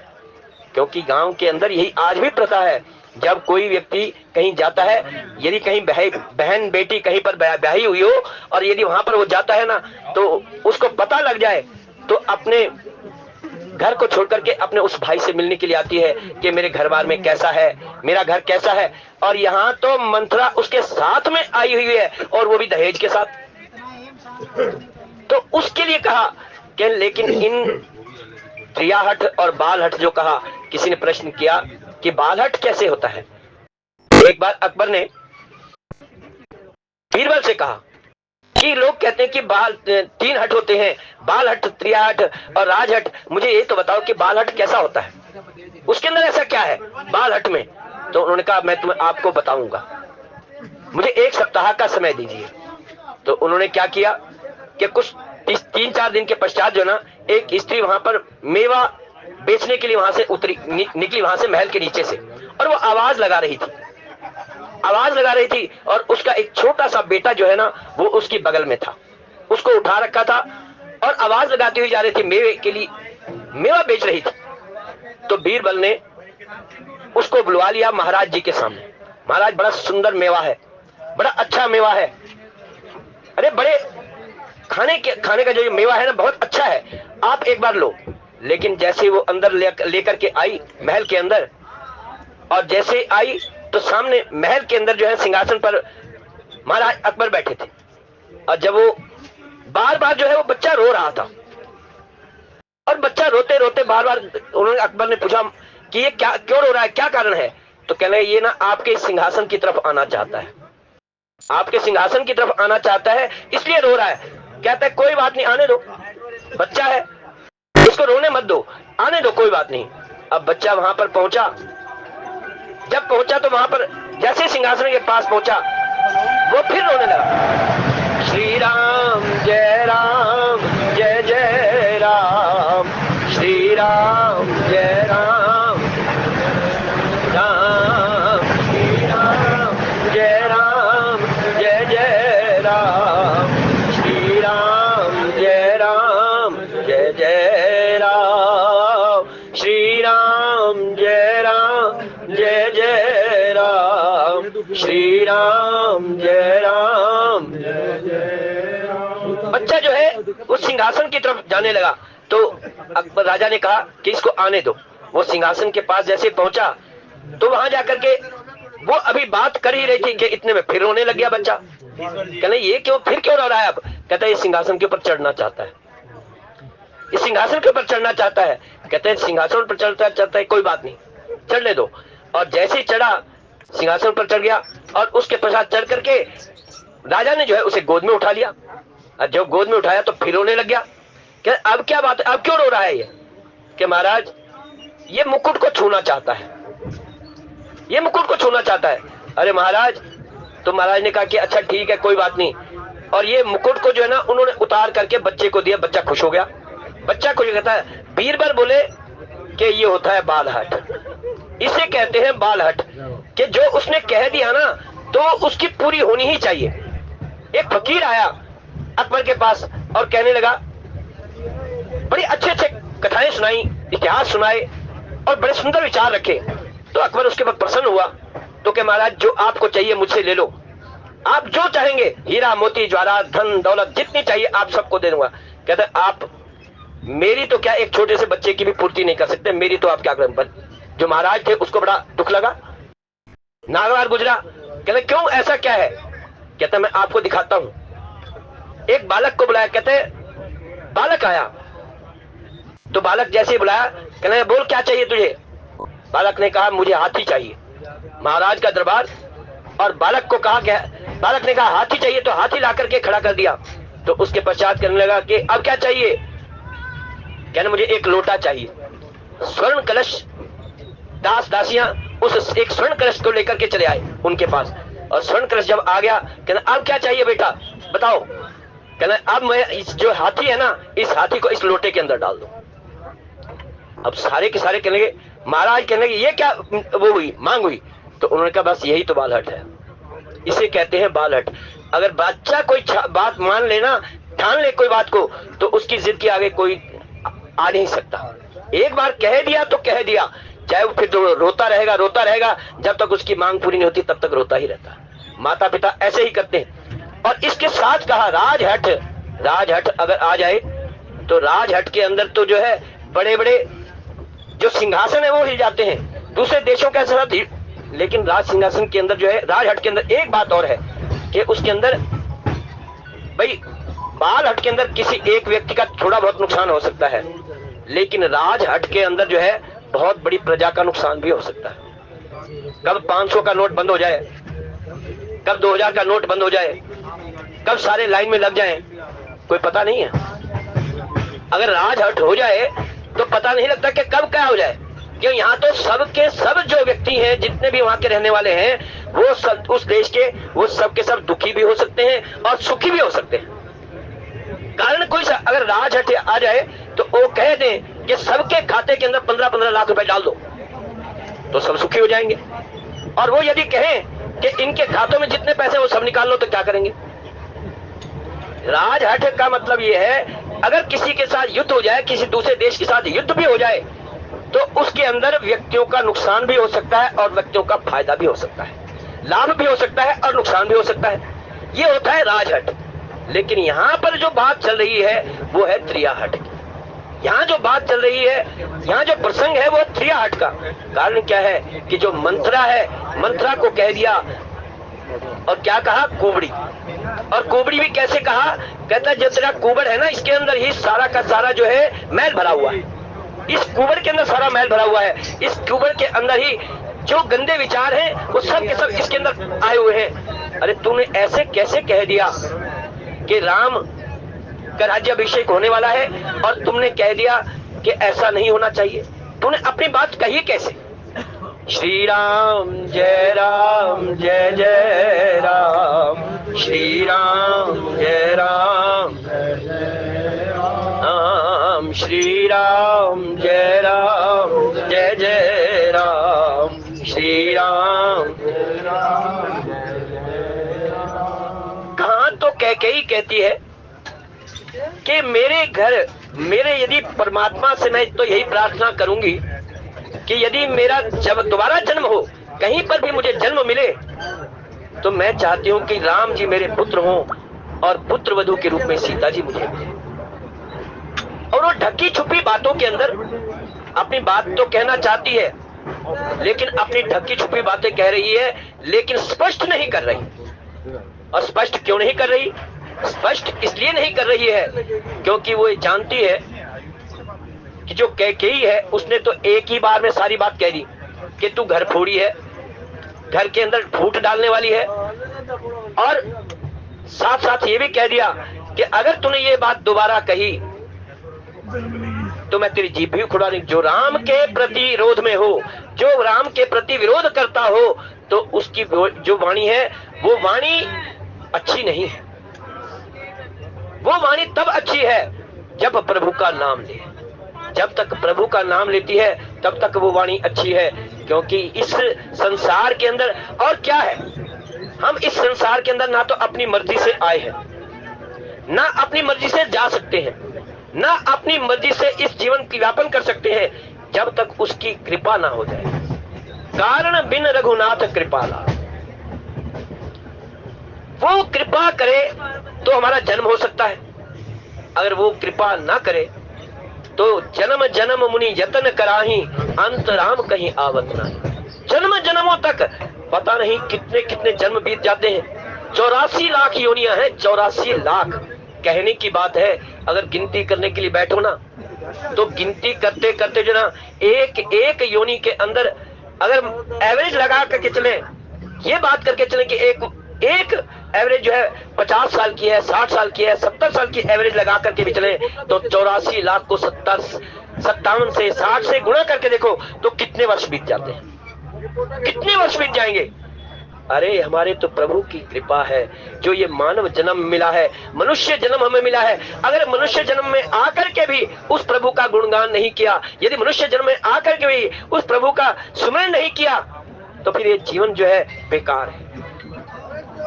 जब तक इसके अंदर शिव है तब तक ये चैतन्य है। जब तक इसके अंदर शिव है, जब तक इसके अंदर चैतन्यता है, तब तक ये शिव है। और जिस दिन ये ई की मात्रा हट गई ना, जिस दिन ई की मात्रा हट गई, मात्र केवल ई की मात्रा हट गई, तो फिर रह जाता है शव, फिर शिव नहीं रह जाता, शिव से शव रह जाता है। इसका अर्थ ये है कि हमारे शरीर के अंदर, यह शरीर, इस शरीर के अंदर जो चैतन्यता है, जिसके बल पर, जिसकी शक्ति के बल पर हम बोलते हैं, जिस शक्ति के बल पर हम इस संसार के अंदर चलते हैं, अरे उस परम पिता परमात्मा की कितनी कृपा है कि अगर हम घर में बैठे हो, आना चाहें, हमने आना है सत्संग के डब्बे के अंदर, लेकिन जैसे ही हम स्कूटर पे चले, जैसे ही बाहर निकले तो एक्सीडेंट हो गया, और ऐसा एक्सीडेंट हुआ कि हमें हॉस्पिटल जाना पड़ा। जहां हम आ रहे थे वहां हम कहां पहुंच गए, हॉस्पिटल पहुंच गए। अरे प्रभु की कृपा हो जाए तो सारे कार्य हो जाए, यदि प्रभु की कृपा ना हो तो फिर कुछ भी नहीं हो सकता। क्योंकि वो तो कहते हैं ना कि पत्ते पत्ते में है राम, कण कण के अंदर राम है। हरि व्यापक सर्वत्र समाना, प्रेम ते प्रकट हो ही मैं जाना। हरि व्यापक, इस संसार के अंदर ऐसा कौन सा कण है, अगर पत्थर भी है तो पत्थर के अंदर भी राम है।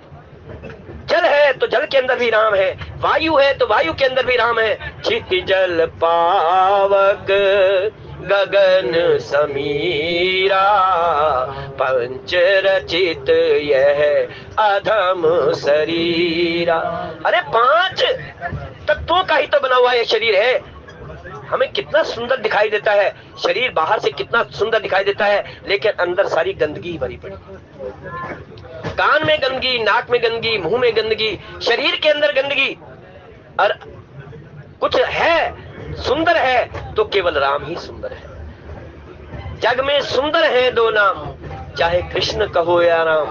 अगर तलब है राम की, अगर तलब है राम की, तो राम की शरण में आ जा, क्योंकि जब तक राम की शरण में नहीं आएगा तब तक इस संसार के अंदर तुझे कोई पूछने वाला नहीं।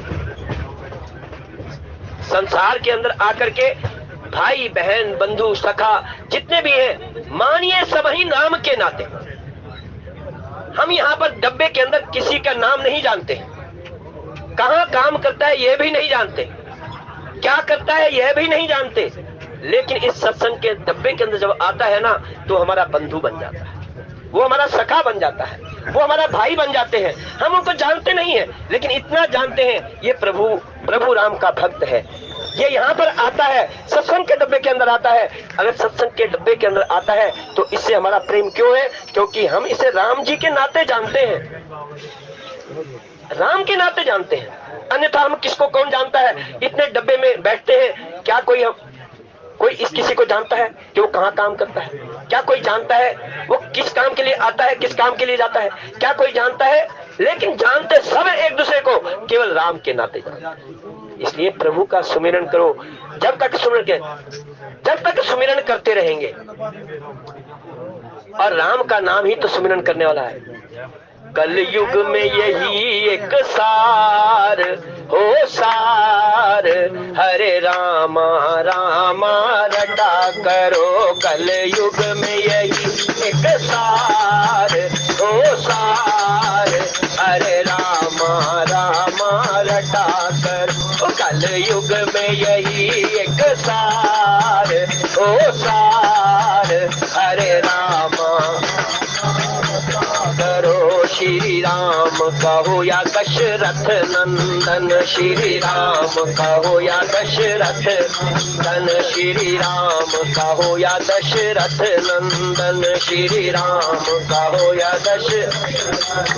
चाहे कहो विष्णु अवतार अवतार, हरे रामा रामा रटा करो। चाहे कहो विष्णु अवतार अवतार, हरे रामा रामा करो। कल युग में यही एक सार हो सार, हरे रामा रटा करो। लक्ष्मण जी कहो या रामानुज, लक्ष्मण जी कहो या अनुज, लक्ष्मण जी कहो या रामानुज, लक्ष्मण जी कहो या रामानुज। चाहे कहो शेष अवतार अवतार, हरे रामा रामा रटा करो। चाहे कहो शेष अवतार अवतार, हरे रामा करो। कल युग में यही एक सार हो सार, हरे रामा रामा रटा करो। कल युग में यही एक सार हो सार, हरे रामा रामा करो। सीता जी कहो या जनक लली, सीता जी कहो या जनक लली, सीता जी कहो या जनक लली, सीता जी कहो या जनक। चाहे कहो शक्ति अवतार अवतार, हरे रामा रामा रटा करो। कल युग में यही एक सार हो सार, हरे रामा रामा करो। हनुमान का हो या बजरंगी, हनुमान का हो या बजरंगी, हनुमान का हो या बजरंगी, हनुमान का हो या बजरंगी। चाहे कहो रुद्र अवतार अवतार, हरे राम राम रटा करो कल युग में यही एक सार, ओ सार, हरे राम राम करो कल युग में यही एक सार, ओ सार, हरे राम। और मंत्रा को समझाती है, मंत्रा से पहले तो उसका निरादर किया, फिर मंत्रा को शपथ देती है कि तुझे भरत की शपथ है, भरत जी की शपथ है, जो तू कहना चाहते वो स्पष्ट कहे। अभी तक तो ढके छुपे अपनी बात को कह रही थी कि हाँ भाई वो जो राजा है महाराज दशरथ हैं वो बड़े चतुर हैं, चालाक हैं, लेकिन स्पष्ट रूप से नहीं कह रही है। और फिर उसके बाद कहती है राम जी के बारे में कहती है, कौशल्या के बारे में कहती है, क्योंकि कोई भी स्त्री जो है और सब कुछ सुन सकती है, लेकिन अपनी सौत के साथ जो है ना वो उसका अनबन रहती है, सौत के बारे में जो है नहीं सुन सकती कुछ भी। और इसलिए स्वयं जो कैकेयी हैं वो भरत की शपथ लेकर के उसे स्पष्ट पूछना चाहती हैं मंत्रा से, और मंत्रा क्या कहती है वो आप आने वाले वक्ताओं के माध्यम से कथा श्रवण कर पाएंगे। कथा को यहीं विश्राम, त्रुटि के लिए क्षमा। बोले आनंद कंद भगवान की।